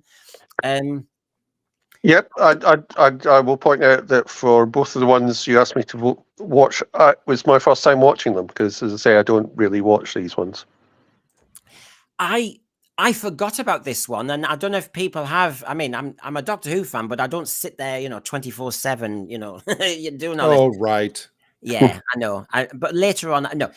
But this one, of course, I remembered that. I think I watched it once, which is Chris Eccleston's gone. It's the end of the series. We're waiting for the Christmas invasion, and then we get this little snippet, a bit more of David Tennant. And of course, he did David Tennant's, unfortunately, that's how I see it now. I can do a Michael Sheen on David Tennant. Doctor, and he does all this stuff. I mean, he's Rachel. Honestly, I'm aware. He does this. Brendan will be appearing in The Importance of Being Earnest. Yeah, you're hired. Hello, I'm a sex doll with hair. He loves his mouth. He obviously thinks his mouth is the selling point with his hair. I'm the doctor and all this. That's how I see it. I'm sorry, David. I'm sorry. I want Dawn French and Jennifer Saunders now to come back and do a skit at David Tennant because they would roast him. Yeah. So when the Sense Sphere does its convention, we'll also go on tour and yeah, we'll have there'll be a cabaret at the Sense Sphere convention. Yeah, if anybody's got insomnia, that's gonna help. But yeah, what did you? I mean, it was very David Tennant early days as a Doctor when I still thought he was great. So I'm gonna have to be fair with how I'm playing this because. It seemed endearing at the time, almost attractive, that there was this Doctor who really was like this. But now when you watch it for the umpteenth time and how he's developed as the Doctor, you think, oh, God. Sorry. I have nothing to say. I mean, it is No, watching it now, it is kind of disconcerting to see him look so young. And it's also kind of disconcerting to think that when so Christopher Eccleston's just gone. Here's this Doctor talking about, doing the whole shtick. And then I kept thinking about how different the tone was with flash forward to the end of time, where he's sitting there having a solemn conversation about regeneration means a Doctor dies. It's a death. He goes, and it's such a shift in tone from this beginning scene to that kind of near ending scene, where this is almost kind of where the whole process here is kind of treated with almost like levity versus the kind of solemnity with which he would write it later. And I think there should have been, it's fine to be a little bit lighter, but there should also be, I don't know, it should have just been a little bit more, I guess, solemn and serious, considering what just happened. I don't know. Isn't this part of the problem with what you were saying, Brendan, about the link to having something in children need or Red Nose Day or whatever, that what you actually have is then a need for it to be light and not thinking of that, because you're putting it on as as another sort of like way of getting people into Doctor Who. And again, I don't think it serves Doctor Who, and I don't think it serves children in need particularly well. No. And so there was this one. I asked my panel to watch the Great Detective prequel, just to be fair, so we weren't judging too fair. So what did you think of the prequel here with Matt Smith and the Paternoster Gang? This was the second time I'd watched it, actually. I couldn't really remember a lot about it. No, I did. It wasn't amazing. This was the introduction to Vastra, Jenny, and Strax, though, wasn't it? Official introduction to them? Do you know? I think so. Remember. Yeah. They'd been in Good Man Goes to War. Oh, had they? Okay, I see. Yeah. That's how much of an impact. But this is the first time they were together, like as a group, because Strax was in that earlier episode. Strax was kind of by himself, but this was the first time that you saw them together. Yeah. I think it's nicely done. Yeah. Except it completely rewrites Vastra as a character. Yeah. Because she's not as confident, and she doesn't come over as the Great Detective, which she actually is in terms of the rolling. And it's not like her character, because she's a bit desperate. I have a problem with the Paternoster Gang. There you go. I've said it. Number one, Sontaran is like the Silurian joke. We've said it before. So I'm sorry, take him away. You've then got a bit of lesbian chic, which fine, but it's Doctor Who. And then of course you've got because the joke with the tongue, da-dee-da-dee-da. And then you're using the Silurian as a sexual joke, just like you're using the 15th Doctor as a sexual joke in Rogue. Please, can we please remind ourselves what Doctor Who is? And I think this is just a steer down the wrong road, and this is on Moffat. At least it's only about 3-4 minutes. Yeah, I've always had zero love for the Paternoster Gang as a concept, as the way it's played. Brendan, as you just said, what it does for the tone of the show.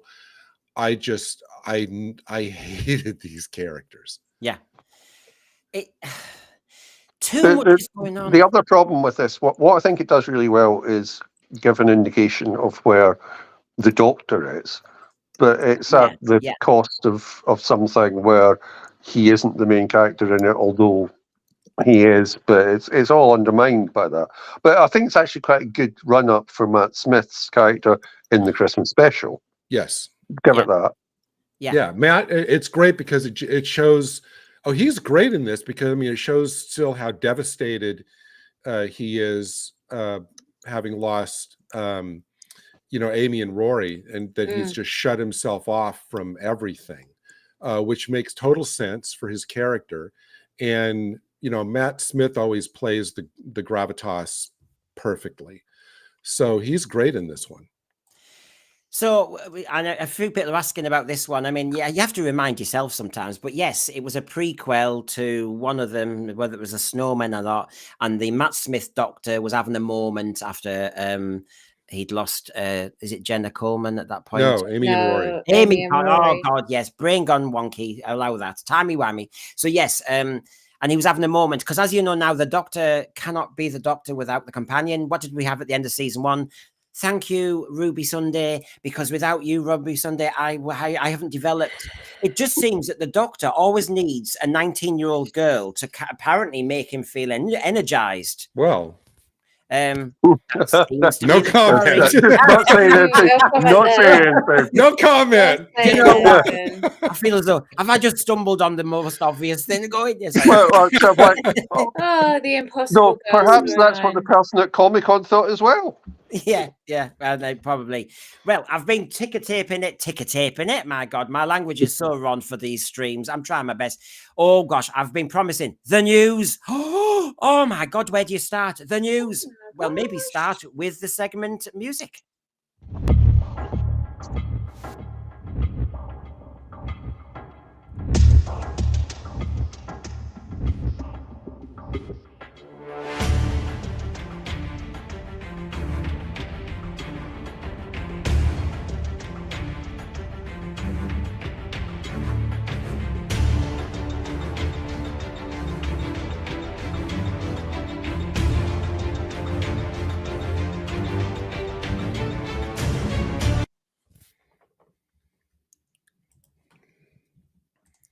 Take him away. Oh, yes. So we're ready. Are you ready for the news? Oh, yeah. I always have that bit at the end because it's split wrong with my brain. There you go. Streaming professional, not. Sorry. So we're not quite ready yet. So anyway, the news. Oh, my God. Where do we start? Well, there's a lot of news. There's a lot of items, so I'm going to pile drive through them. Yeah, I feel like I need to catch up after my jet lag and stomach bug. Well, I had to mention this in the detox, and I need to get your opinion. Stephen Moffat, who we've been talking about tonight, said this. He says that he left the role of Doctor Who showrunner because of the amount of hate he received.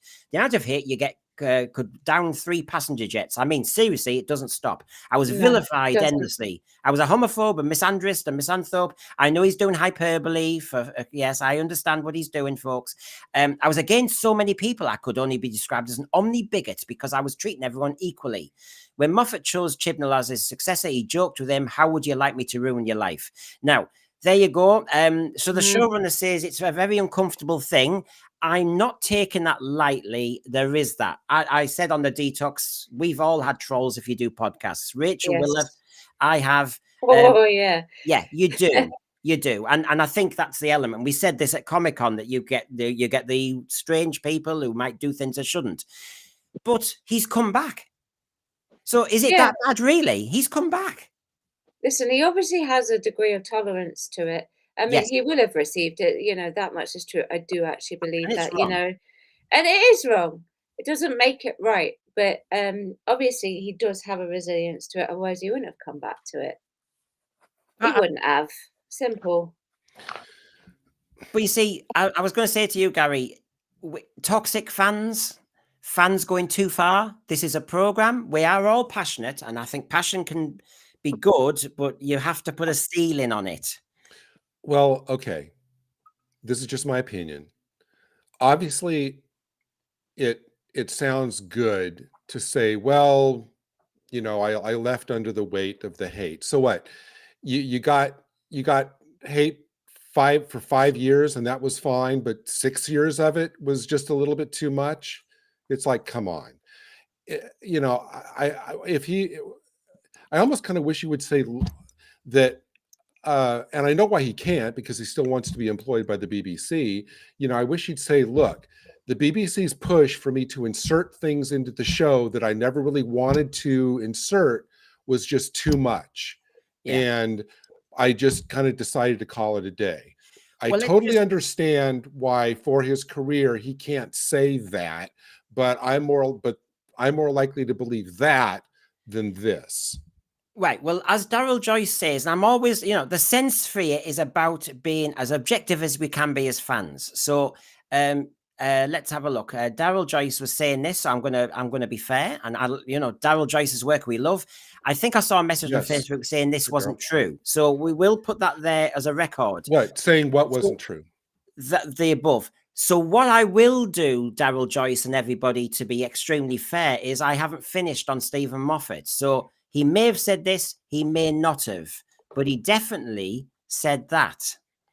We've never quite stopped that. There's an awareness about it all that means it simply doesn't matter that the giant rat in Talons is a bit silly because you noticed Lee Sen Chan. And it doesn't matter that Lee Sen Chan's a bit silly because you've noticed how crap his plan is. What is he talking about here? He's What's the talking about context for this? rubbish elements of Doctor Who in classic Who. So he's quite happy to criticize with his usual amusing tone again. Now, he did say that. Definitely said that. But that's part of the charm of the show, and he, above all people, should know that. So I don't know what he's talking about. Yeah, I mean, we've had discussion. I mean, in terms of that invasion of the dinosaurs, when we had the discussion on that, part of the and actually, Terror of the Zygons is the best example. Terror of the Zygons, I have no understanding what the plan of the Zygons is, but it doesn't really matter because it's written so that is just another thing. But that's okay. I don't need Doctor Who to be perfectly plotted. I need it to be really entertaining. Yeah, well said, Hugh.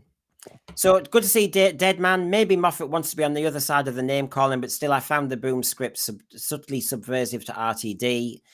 Yeah, there was a difference. I agree. So anyway, there you go. Stephen Moffat said his piece. Maybe not. Or why couldn't he have just said, I left after 6 seasons because between that and all of my work on Sherlock, I was just kind of burned out and I needed a break to kind of renew myself creatively and move on. And Doctor Who's always depended on getting new showrunners in. He does it have to be that he was the victim of supposed fan hate?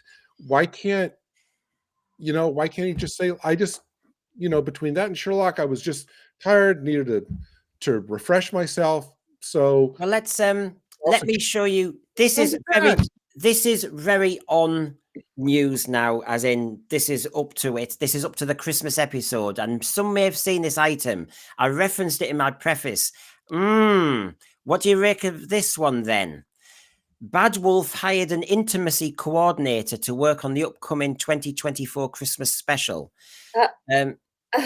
Yeah. Is that the name for it now? Intimacy coordinator? Yeah, that's what they're called, and you have to have them on set if there is going to be scenes of an intimate nature. And so Fandom Pulse, who put this up, there can't be sex scenes surely in the Christmas special, unless it's a dinosaur with another dinosaur. I don't know how you find it. I don't know, but saying there's an intimacy coordinator suggests that it's more than just kissing.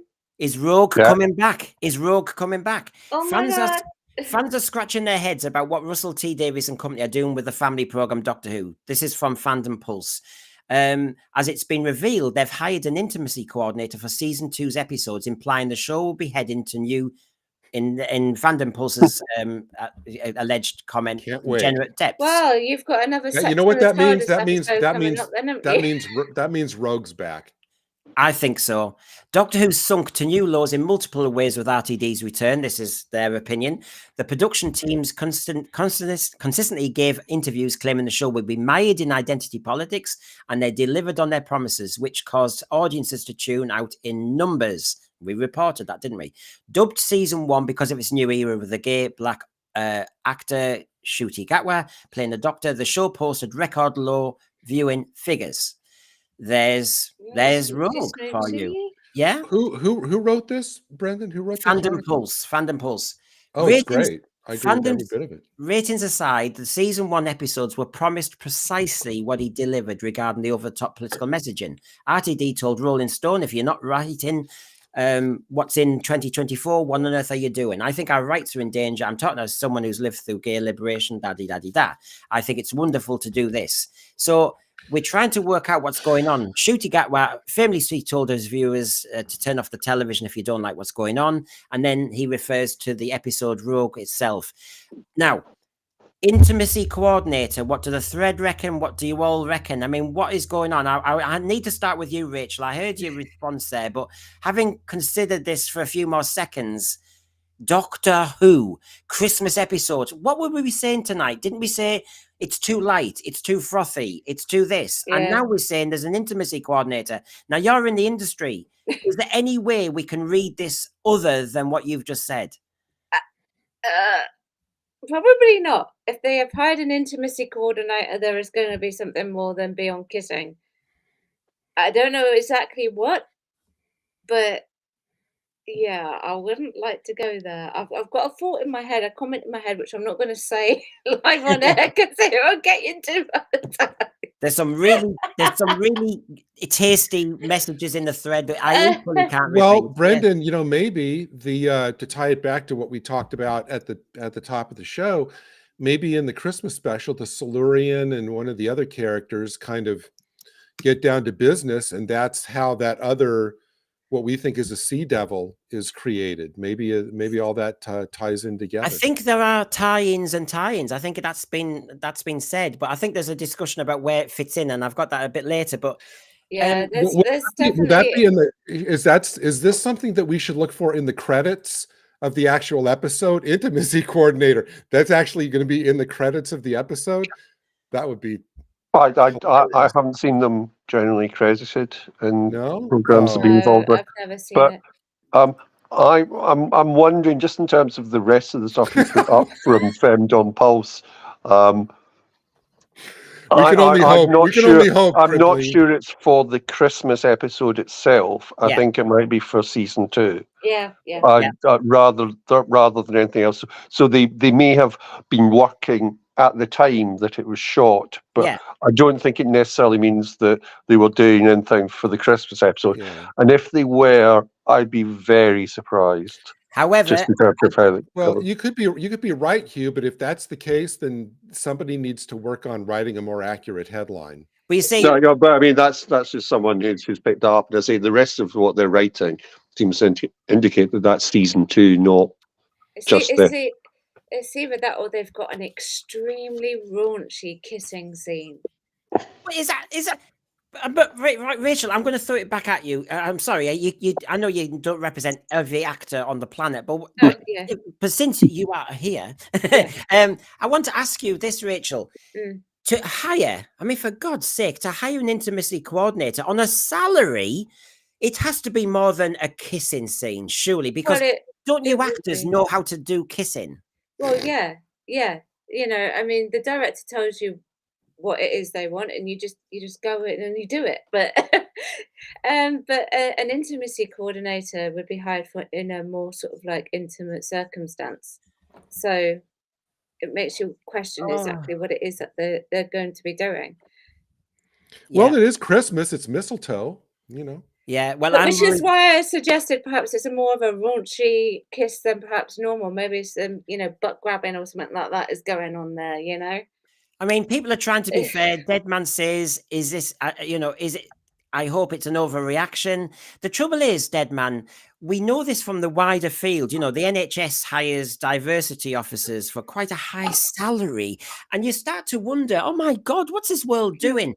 Unless it's a new thing. Do 2 actors in a Doctor Who drama need to know how to kiss? No. So I'm almost saying leave that one aside. As Rachel's saying, it must be more. No, but then it can't be Doctor Who. It cannot be. But the industry's been really, really weird recently. And things have changed in the industry. So it wouldn't surprise me if perhaps there was an intimacy coordinator to supervise things like kissing scenes now. You mean it's been very strange. You mean like for safeguarding in a way? Yeah, maybe some safeguarding issues have arose around kissing scenes in general, and so they feel the need to actually bring an intimacy coordinator in. I mean, it seems ridiculous because it's money brought rope. I mean, God. Well, I'll speak up. I think that the idea of an intimacy coordinator in certain circumstances makes sense because you have directors who are very often middle-aged men directing very often 19-year-old girls to do things that they might not normally want to do. Yeah. And if you're looking at it from that point of view, and the whole Me Too movement and where that came from, then I think there is a certain thing that says you don't just say jump into bed with anyone completely nude and simulate sex. Well, that's why they would hire the intimacy coordinator. If that's in Doctor Who, that's a different problem. Yes, and that's what. I think that's a good idea between intimacy coordinators, but If we've got an intimacy coordinator in Doctor Who, I've got a different problem with it.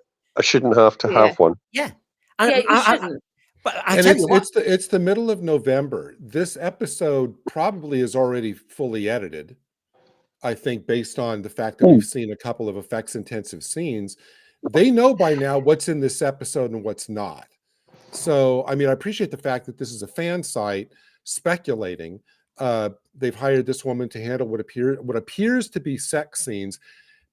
A lot of people out there already know exactly what's in this episode. So, well, look, hopefully we get a leak which says this is what's going to be in the episode, and this is why they've. Well, let's go back for a second. When it was Rogue, the episode that has killed Doctor Who for a lot of people, you didn't need an intimacy coordinator then, but they were passion, and the script was saying, he was being predatory, let's be honest, and he was forgetting where his companion was. So we've already gone there without an intimacy coordinator. So there must be greater developments ahead. Well, Mad McCam in the chat has the real reason why they hired that person. If you go to it there. I won't put it on the screen, but yeah, but look, this is not where you want Doctor Who to be. Laughing stock on politic preaching. Now it gets too sexual in whatever version. I would say all the way from Rose, we've had too much of this romancing nonsense. Get in the blooming TARDIS, take off, and go to the planet Zog. I'd like to discover it now, please. And the other thing is, by the way, and Boomer Doug was saying this, I just wanted to put Boomer Doug's comment up if I can just find it very quickly. Yeah, aren't we all asking the same thing? I'm not an actor, but what qualifications do you need to be an intimacy coordinator? Because I'll show you how to do it. I have no idea. Rachel, you're talking about you in acting. Why don't you can coach actors on how to do the bleeding obvious? Well, I could. That's maybe where I could coach them how to do a kissing scene, but I'm not qualified to teach them intimacy on screen. So again, my understanding of this in terms of what it is more about enabling actors to say no. Well, let's hope to certain things and to draw boundaries. You can already do that, though. Yeah, I know they can, but I think sort of like it's about changing the power dynamics between sort of people who are in charge and young actors. I mean, I will sort of like obviously go back to something we've discussed before in terms of this, that if the Russell T Davies program, where he refers to queer as folk and talking about what he wants to do with Who, then if he's doing stuff like that, then I can see there's a perfect reason why, if you've got young actor of either sex and being asked to do stuff like this, then they need to be represented in such a way that they can say no to a director who's asking them to do too much. However, Hugh, let's go back to it. What scene in Doctor Who do you need somebody to even advise you? By the way, we've said this before in our Sex in the TARDIS stream a long time ago. Basically, if you're going to have an intimacy coordinator, maybe you need them with the RTD scriptwriter saying a 19-year-old girl shouldn't be going with a 1,000-year-old man in a TARDIS. This intimacy doesn't start. And maybe they go back. Agree. I agree, Brendan. Here's the Wikipedia definition of intimacy coordinator, and it's quite an extensive entry in Wikipedia. An intimacy coordinator is an occupation in the film and TV industries. They are, quote, an advocate, a liaison between actors and production, and a movement coach and or choreographer in regards to nudity and simulated sex and other intimate and hyper-exposed scenes. Yeah. It says intimacy coordinators are distinguished from intimacy directors, who are more associated with live performance like theater, dance, circus, performance art, fashion shows. So this is serious stuff. Yeah, it is serious. Very, very serious stuff. So come on, let's try and be ultra objective. This is Doctor Who. I'm not going for clickbait. Intimacy coordinator, is there anything in what you've just read and what Rachel's just read that is saying, Oh yeah, but they're on a planet, and they might have to just lay together and do something. Because I'm going back to Death to the Daleks, and you can see Liz Sladen had to wear almost like a swimming costume, and John Pertwee was on the other side of the TARDIS. Would they now need an intimacy coordinator to say, John, just keep away from Liz, just in case? How it No, looks? because that's not nudity and simulated sex, which is what definitionally, according to Wikipedia, this person is in charge What of. about the moment? Right, Rachel. What about the moment in Planet of Fire when a cameraman, under the direction of JNT and others, zoomed in on Perry about to jump in the water wearing a swimming costume? Right. Yeah. They wouldn't have needed it. No, they wouldn't have needed an intimacy coordinator to do that. So Sheila she would have had to have had her boundaries as to what she actually wore, but it would be, working with the costume designer for that. Sheila B put up an interesting. Yeah, here you go. Yeah. Typically, they have a background in acting, directing, or psychology. They also have received courses in psychology, human sexuality, consent, human behavior. So again, thanks, Sheila. But what does that say about possible plots? They also have to have certified approved training as well. They can't just go in and be an intimacy coordinator. And they have to know masking techniques, movement coaching, and understand anti-harassment and things like that. So it is serious stuff. As Deadman says, the companions are RTD's Little Red Riding Hood to his Bad Wolf. Yeah, and this, I mean, I'm only saying me and Hugh because when Sensphere started, it was one of the very early streams, and we both, and John and everybody called it out and said, look, while you're trying to be as pious as hell in 2024, don't you see a problem in your scripts when you've got young girls with a very, very old, ancient Time Lord?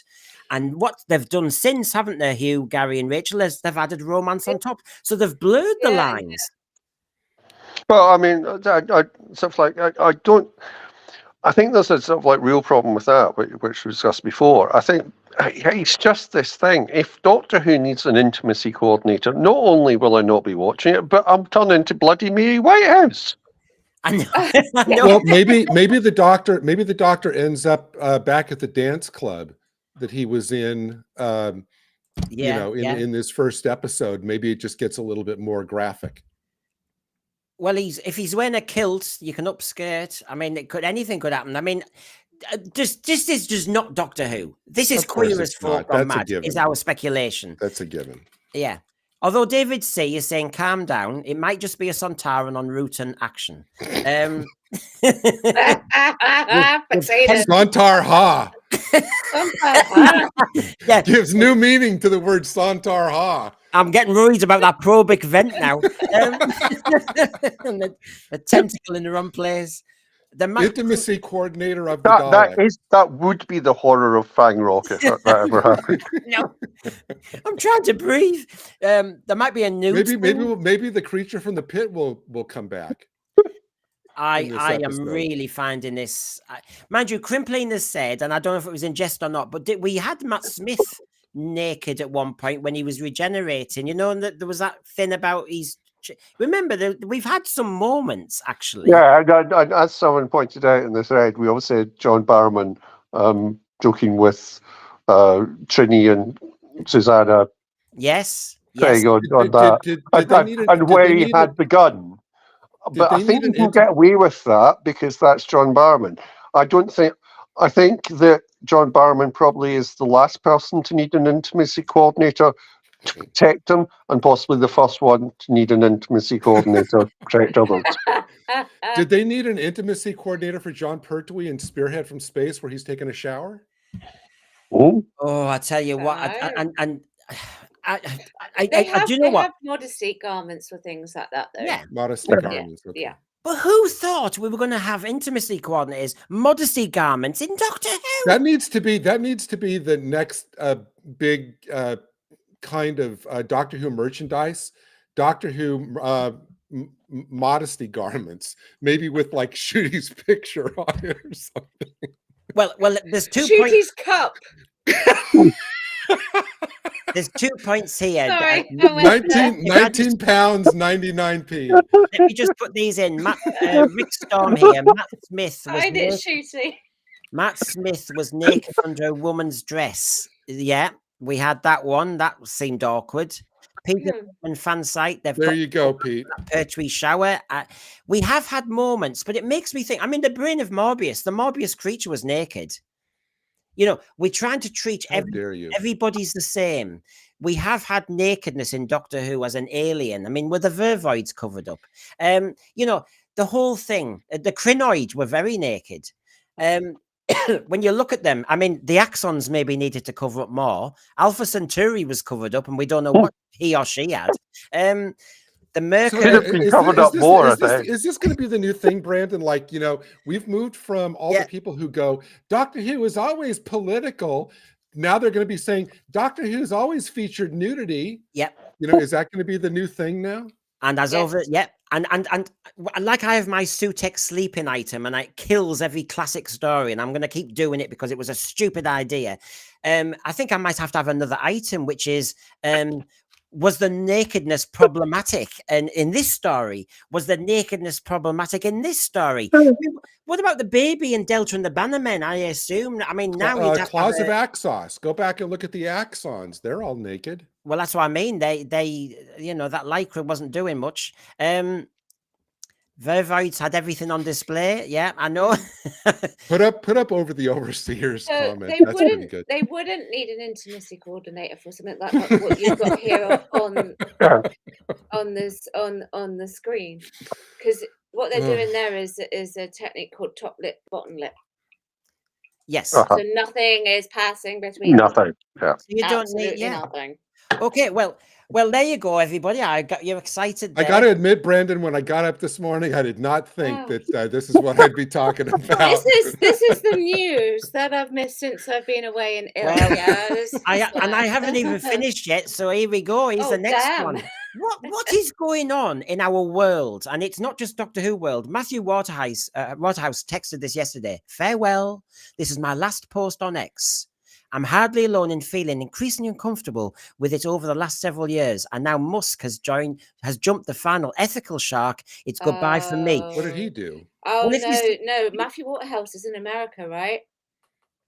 He lives in America. Oh, does he? And Musk isn't Musk going to be on the cabinet? He is. Cabinet? He's going to be the director of government efficiency, DOGE. Yes. Which is both an advert for his favorite meme and his favorite Bitcoin. So a lot of celebrities are jumping ship, and they're going to something called Blue Sky, which is a very it's not just celebrities. That's a niche. That's a niche. That'll be a niche. The Guardian has moved. But you see, from X, and so have nearly all of the first division German football clubs. It's also an awful lot of people who seem to want to say they're on the left. It seems to me. I've seen an awful lot of people. It's a bit like the rainbow flag. You know, on Twitter, you'd see the rainbow flag, the Ukraine flag, the Palestine flag, this flag, and you go, oh my God, you're an amazing person. And then underneath it said, be kind. These people are amazing. And I think the other way of virtue signaling now is to go, I'm off to another forum because this one I think is tacky. There was a friend of mine who had put up a post, and I'm trying to get out on Twitter, which was talking about if different social media were pubs, and I think I'm trying to remember the description for Blue Sky, but it said it's filled with people who try and win the pub quiz and who are very clever, and they play Coldplay and agree with one another a lot. Yeah, it's the Coldplay of but it's just social media. I mean, I'm not having to play just on Matthew Waterhouse. A lot of people have been doing this. And every day I'm on Twitter with the sense free, and you see people saying, I am now leaving because I feel unsafe here. I'm now leaving because I disagree with how it's run. And you think, oh, really? Right. So you're going somewhere else. Nearly all of the people that put that made no comment about all the death threats that J.K. Rowling's received. Yeah. Exactly. I haven't seen any pictures of celebrities at the airport. so I Yeah, don't know how yeah. serious they are. So Exactly. I think Musk, when he took it over, he sort of discovered that there was a lot of suppression of right-wing views, so no one could actually express their opinion. And apparently, a lot of it was like leftist and very, liberal views. And so there wasn't like a two-way sort of conversation going on. It was just left, left, left, liberal, liberal, liberal. And once he lifted those, the right comments started, the right side comments started coming back in. And it became like everyone sort of went at loggerheads and people don't like it. And now obviously the Orange Man has won the election and people have jumped in ship. Yeah. Now, can I say, I think that the moderation on Twitter, and it will never really be called X because that's just stupid, it is shockingly bad. So there are there's lots of stuff up there calling for the deaths of any group that you name under the sun. And it's really quite virulent, and there's a lot of porn and stuff like that.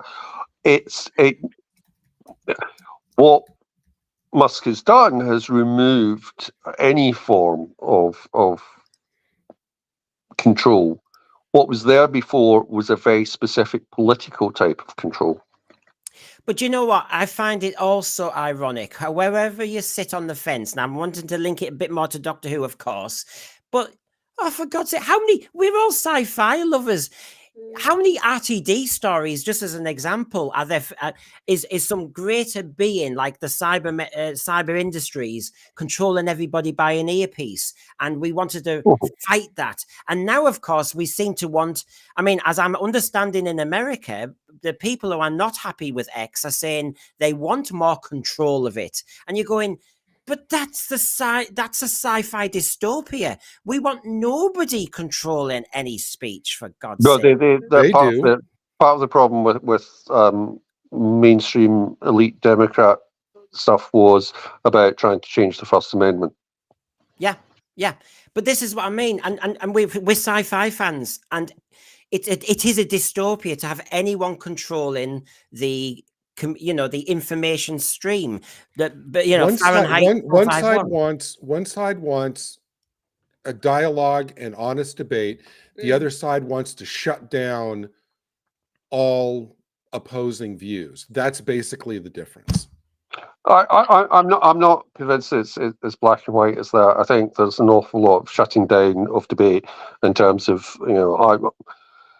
So there's a question about whether everything being allowed is actually realistic, and it's not what people actually choose to do. So there's a lot of the idea that you could have the Ten Commandments in all schools is not about opening up debate.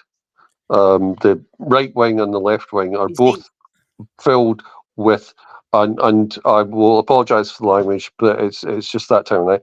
They're filled with fucking lunatics.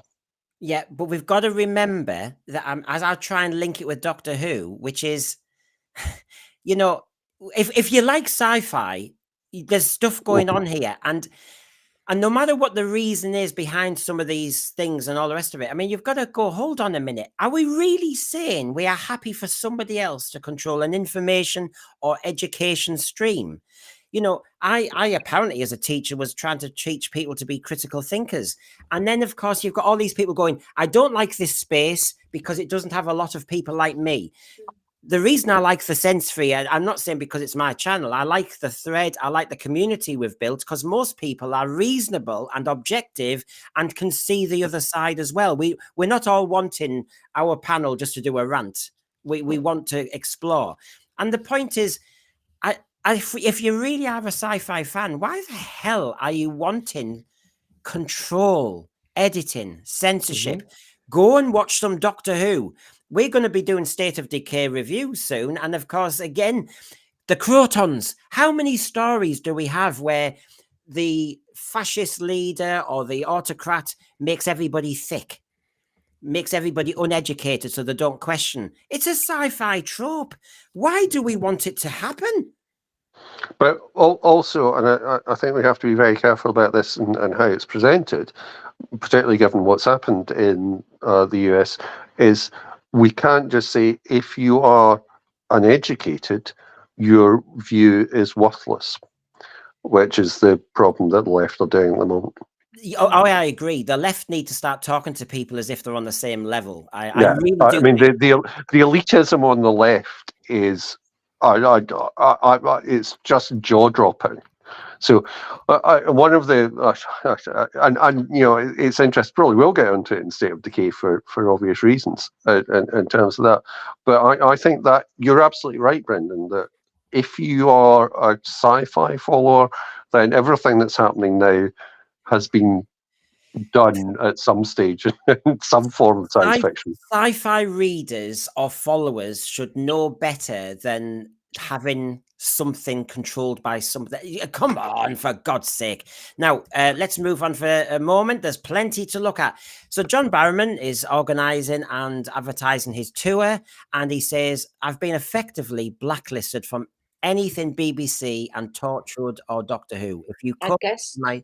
And you know, again, I'll just have to say allegedly and stuff, because let's be fair. I want to be fair, but we're talking about Matthew Wardhouse saying what he's doing, like a lot of actors, and like you say, The Guardian, everybody. We've got this intimacy coordinator, you know, this program. And now you've got people who have been in Doctor Who cancelled, apparently, and not allowed. What the hell is going on with our show? Is it only certain types? Is it an echo chamber? Is it only certain types of people? But it's again, aren't we back at the problem of Me Too? And if John Barrowman was getting his dick out and waving at everyone under the sun, allegedly, I said if, so if he was doing that, then that is a problem. And it is the same problem that we were talking about in terms of the person that we're not naming on Top of the Pops. You know, there is a balance to be struck here. It's a very difficult balance to strike. But it's not just because something bad has happened. Someone doesn't mean saying necessarily that's all wrong. It means that we don't really we are an utter mess as a society. Yeah. So you've got that, and it continues. As I said, I'll advertise my saloon and say we will be discussing this Vanity Fair. Look at all these Hollywood stars, and shoot, he's there. I'm not quite sure if he's up there with some of those stars you see in that picture, but we'll discuss that later. Now, this one, I want to just show you, for example, if I show you this. Well, I think I was the first person that mentioned this to you, Brendan. Yes, I know. And of course, I am going to say just one more time. Is that the new Doctor Who spinoff? Well, I am from Middlesbrough, and Middlesbrough tends not to get any representation on the BBC. It might show you on Newsnight an item of sewing some chimneys. It is another trope because they're so lazy with their editing. But what they've now done, folks, to show you how the BBC currently is thinking. So Middlesbrough, town in the northeast of England, tends not to be on the media too much because the lovies in London don't even know where it is. They're now making a 6-part comedy series called Smoggy Queens. The joke in Middlesbrough, we call ourselves Smoggies because once we did have some smoke in industry in ICI. That got shut down. But basically, look at these 6 episodes. So it's about drag queens. That's all right. It's about drag queens in Middlesbrough. And so it ticks all the right boxes, doesn't it? Listen, you know I'm gay. I'm from Middlesbrough. Where are these people like? This is not Canal Street. This did not happen. So you know the BBC. Although I will say that the first drag queen, drag queen's probably the wrong word, but the first drag queen that I ever encountered in real life was in the Malibu Working Men's Club that we discussed previously, Brendan. Mm-hmm. And it was on a Sunday night, and it was sort of like the entertainment. And it was a working man's club, and it sort of like it was 2 blokes who, were not going to pass, even if you were wearing beer, wine, cocaine, and heroin goggles. And one of them came off stage and took off whatever pair of knickers he wore, and I was a 16-year-old bloke, 15, I think. And he put them down in my head, and I was obviously dreadfully embarrassed. Yeah. And I hated it then, and I still hate it. I think drag is. I think drag can be affectionate, but I think the problem is that it rarely is. Well, and I'm trying to link to Doctor Who and where we're going with the world. The Smoggy Queens, okay, there's a show on the BBC for 6 parts on drag queens in Middlesbrough. And all I'll say is, living in Middlesbrough, if you're trying to represent a working class town in England, I'm sorry, the representation should be working class people, actually. And that's not covering. By the way, it does working class look like this? Fat, drinking beer. I'm sorry. That picture, I don't recognise Middlesbrough. And so then you suddenly start to go, so what the hell are the BBC up to with anything they do? And of course, I don't think you'll be able to see it there, but some of the episodes of a drama, let me just show you properly, and then you'll wonder whether we need an intimacy coordinator in Doctor Who. The Queen of Submission, a drag queen becomes obsessed with winning a Submissive of the Month title at a local dungeon. Where? In Middlesbrough? Dungeon? You've got Mistress Makeover. The group decides to transform the alcoholic lesbian into a glamorous dom. What? There's no way RTD didn't write this is show. not going to do well. I'll never believe RTD didn't come up with this show. Well, look at episode 4, and this is where we are. Whips and Giggles is the title. A drag queen accidentally brings a riding crop to a children's story hour performance. Oh, for God's... Is this on the BBC? Are Yes. they seriously doing a children's story BBC hour? One, Brendan. Yes. BBC One? Yes. Yes. I don't know if is it BBC One or is it something else, but I don't know. But I mean, this is like parody. It's almost unbelievable that But that's this been is written. where we are, and whether it's BBC One here, it might be BBC Wrong. Yeah, I mean, yeah. BBC WTF. Right, so let me just sum it up for everybody here, and then we'll link it back to Doctor Who and where we stand. So you've got Dom and Submission, you've got BDSM, you've got Dungeons, you've got a children's story hour, and they take a riding crop. You've got a drag queen takes over a DJ for a fetish club. This is Middlesbrough. Honestly, if they want to represent working class towns, go to... This is the metropolitan elite deciding that... Yeah. I think we'll do something set in Middlesbrough, but we don't talk to Middlesbrough people. So what we'll do is we'll impose our crap on top of them. I mean, It is. To be fair, anyone that goes and watches Middlesbrough Football Club for any length of time is obviously into some form of... I'm doing a David Tennant. Of humiliation. Sorry, let me just do David Tennant. It is going to be interesting to see what the reception for the show is.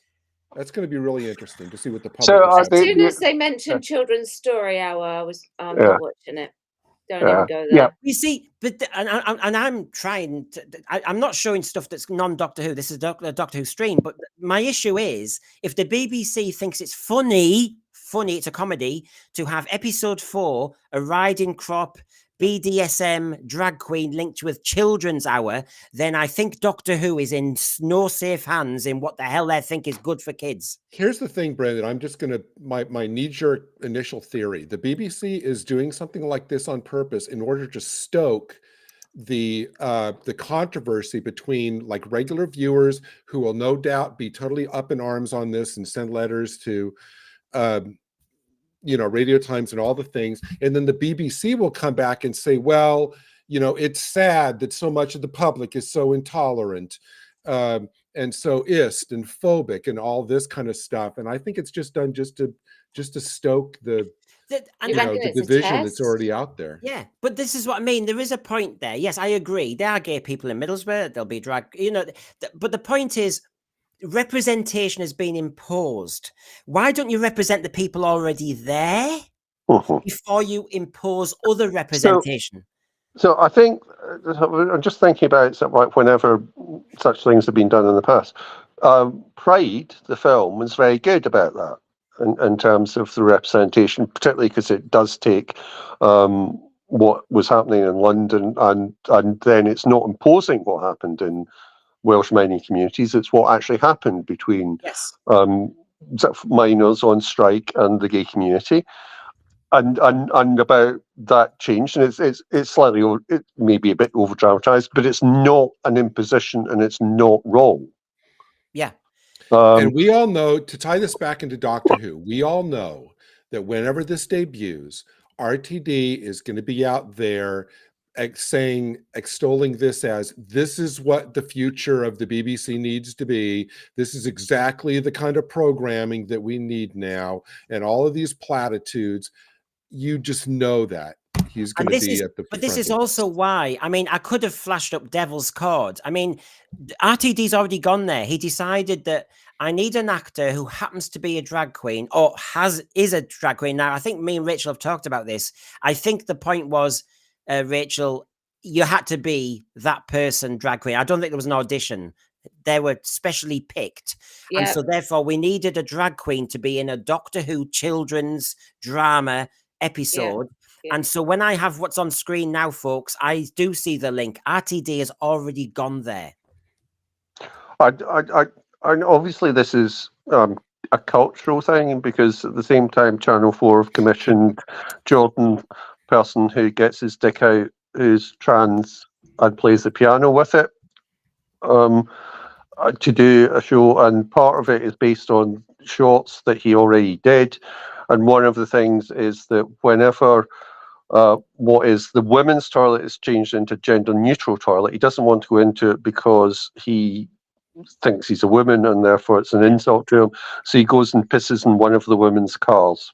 Right. Well, there you go. I mean, David Mullen here says, if it's genuine, it will be late night transmission, meaning no one will watch it. Therefore, it exists as a box ticks exercise. David Mullen, remember the other... Yeah, it's a good point, but I'll just say another thing as well. I take what he says, but what was another program that was shown at midnight? Doctor Who. And the thing is, I know what you're saying, and I take your point, but TV is shown at any point now, and of course Doctor Who was streaming at midnight, and it still shouldn't have these characters in it for what should be a children's drama. And I just think the BBC has lost its filter. I think the BBC has lost its compass. If Mary Whitehouse was still alive, she'd be all over this. But huge kudos to Lee Smith for the year of the Sex Olympics has come true comment. That's true. Yeah. Nigel Neal again, knowing where things were going. Yeah, and this can't be good. I was discussing today with my friends in York, and we were talking, as we're walking around a 1,000-year-old walled city, as we were discussing this, I was discussing the media, and we were saying, if our great-grandparents or somebody came back, they would be appalled just at the discourse. It's so sexual, it's titillating, it's pornographic. And look at Doctor Who. Look at this is comedy. We used to watch. They won't put it into Our Hot Mum on TV because it's racist, but they'll put this on TV, which is actually a complete, utter misrepresentation of a working class area. Did this show get an intimacy coordinator?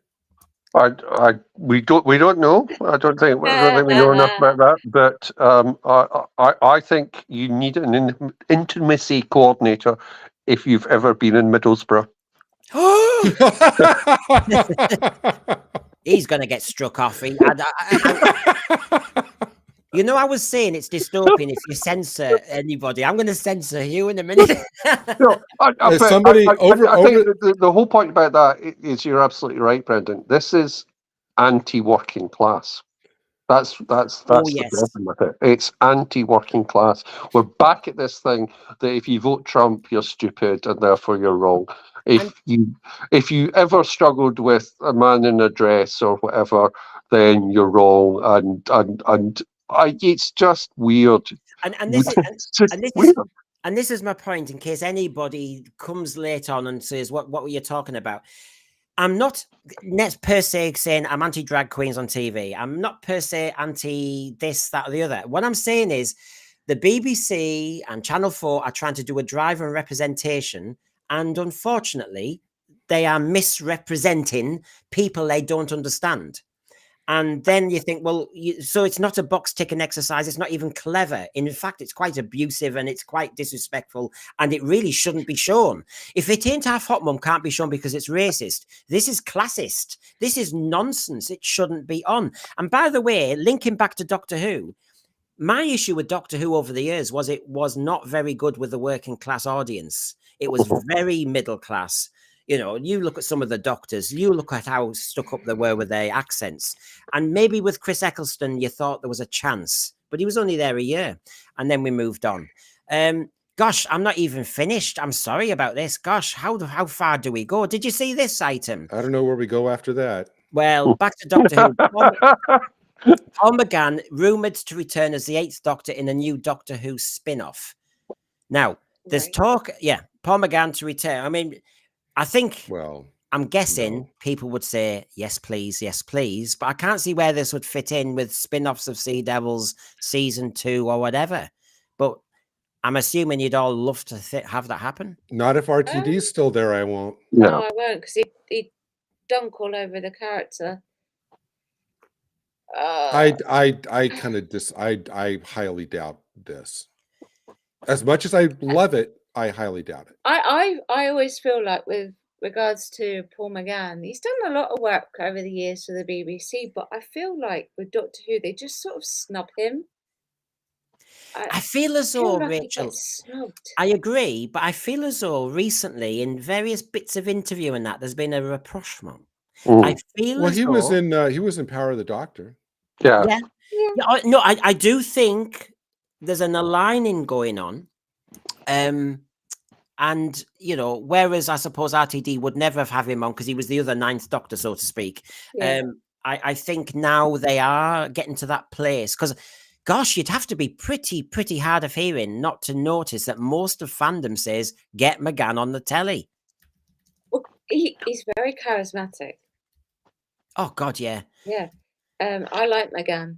I think it's, you know, one of the things that I would imagine that like people who are not as middle-aged as I am might not realise quite how big Paul McGann was. Yeah, Monaco Mutineer was huge, absolutely huge, and he's brilliant at it. So if you haven't seen Monaco Mutineer, please go and watch it. It's a problematic program in terms of history, but he is utterly charismatic in it, and he's you know, as much as I like John Hurt, I am going to say this. I actually think he should have come in and he should have done that special. Yeah. And actually have it be proper canon and have him regenerate into the 9th Doctor. Do you buy this? Because I can see Boomer Doug is saying, oh, God, this would be really exciting news if it was true. And then you've got Lee Smith saying, too little, too late. No, interesting. It's too late. But see, here's the thing. Let's take the Mail Online headline as a given. They're going to bring it back as the 8th incarnation. So, first of all, I don't see how. I mean, just occurred to me. They're not. I don't think they're going to look backward like this. I don't think RTD's. I don't know. This would be exceptionally difficult for them to write as well, if you actually think about it, because you know Paul McGann obviously he's done a few of the spin-offs and things like that, but his main work has actually been predominantly in Big Finish, so therefore they've actually focused on the development of his Doctor. So the writing for his Doctor could potentially be different if somebody else was to take over, you know, from the Big Finish writers. Yeah, they know his Doctor more than what the BBC know his Doctor now. Well, and as Crimpling says in the chat, the Daily Mirror ran a similar story. They asked him about Canada. He said, "I knew nothing about it." So, and this is what I mean. And of course, Paul McGann also said something very recently on the Radio Times that probably wouldn't help when he said the Doctor is not sexual. Yeah. Good for you. Oh yeah, absolutely. Applause to Paul McGann. I know. Obviously, the comment then is that he appeared in something where the Doctor was slightly sexual, but it is sort of played down. It's not as obvious as it is in the thing. But the Doctor isn't half human either, Paul. So let's remember that one. Paul McGann does not need an intimacy coordinator. No, he does not. No, and I he said doesn't that a need. bit Well, too seeing some of the comments down here, I think he might well need an instant coordinator for some of these people. And he doesn't need a wig either. He looked No, good in Night of the Drop the Doctor. wig. Drop the wig. Yeah, get rid of the wig. So there you Obviously, go. he had it for a reason, but there you go. Now, oh God, now we need intimacy coordinate again. There's Russell Tovey. I would love, though, in light of what Paul McGann's opinion about this is, I would love to see somebody tell him, hey, Paul, what do you think about the fact that Doctor Who now has an intimacy coordinator, and see what he says. Oh, I know. Well, here we go. We've got Russell Tovey, who during filming. Now, this is underwater filming. Take a look at this. You can see the camera. If I make it big screen, you know, I have the capability, like the Bionic Man. Now, so we've got the good old location filming. We've seen lots of stuff. We've heard about the location shoot. There's Russell Tovey. Obviously, he does like to show himself. Now, this is from Doctor Who filming locations. I think this is probably what they were aiming for, but I do think the land between the land and the sea is to be based on what ends up happening with season 3. It could be pushed back, but hopefully it keeps its planned slot in 2025, because a lot of fans are wondering when this spin-off will be shown. So this is one person's thinking. Christmas special 2024. We've just seen the trailer. Then series 15, May to June, roughly. Then the war between the land and the sea, September to October, 5 episodes. Do you reckon this is what's going on? Do you have? I do like that acronym, TWIB blasts. Certainly, it's won me over. That. It's won me over. But I have heard, have you, Gary, that there is a link between season 2 and then the spin-off. So something happens at the end of season 2 where we need to. Well, the rumor is that something happens at the end of season 2, which causes the Doctor to kind of go away and kind of like a self-exile type of thing, which would explain why he's not there on Earth when the events of the miniseries happen. Oh, could he be upset? You know, that every New Who Doctor is upset if the companion leaves or is injured or something. You know, could it be like that? We just mentioned it with the comic relief one, with the prequel that the Matt Smith Doctor. Well, there's rumor. There are rumors about there are rumors out about what happens that causes him to go away. I'm not going to spoil it here for anybody who doesn't want to know. But how very dare you! But anyway, we've had so much news tonight and so much fun, and that's only today. My saloon, I'm sure Rachel, I'll ask her in a minute. But the saloon, I'm going to get round to in the next day or so, and we're going to have fun with this Vanity Fair. You know what I'm like. I'm an English teacher. I will highlight, I will analyze, I will deconstruct, and I will hopefully bring a bit of humor to our discussion of Vanity Fair article with the Madonna called Shooty Gatwa.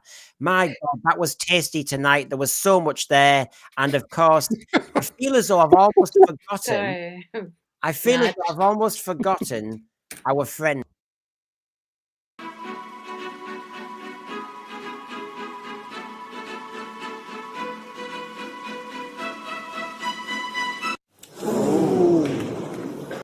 Yep, new designs for the 15th Doctor. It's not a gay Yeti. It is actually, you know, this is what I'm worried about with season 2.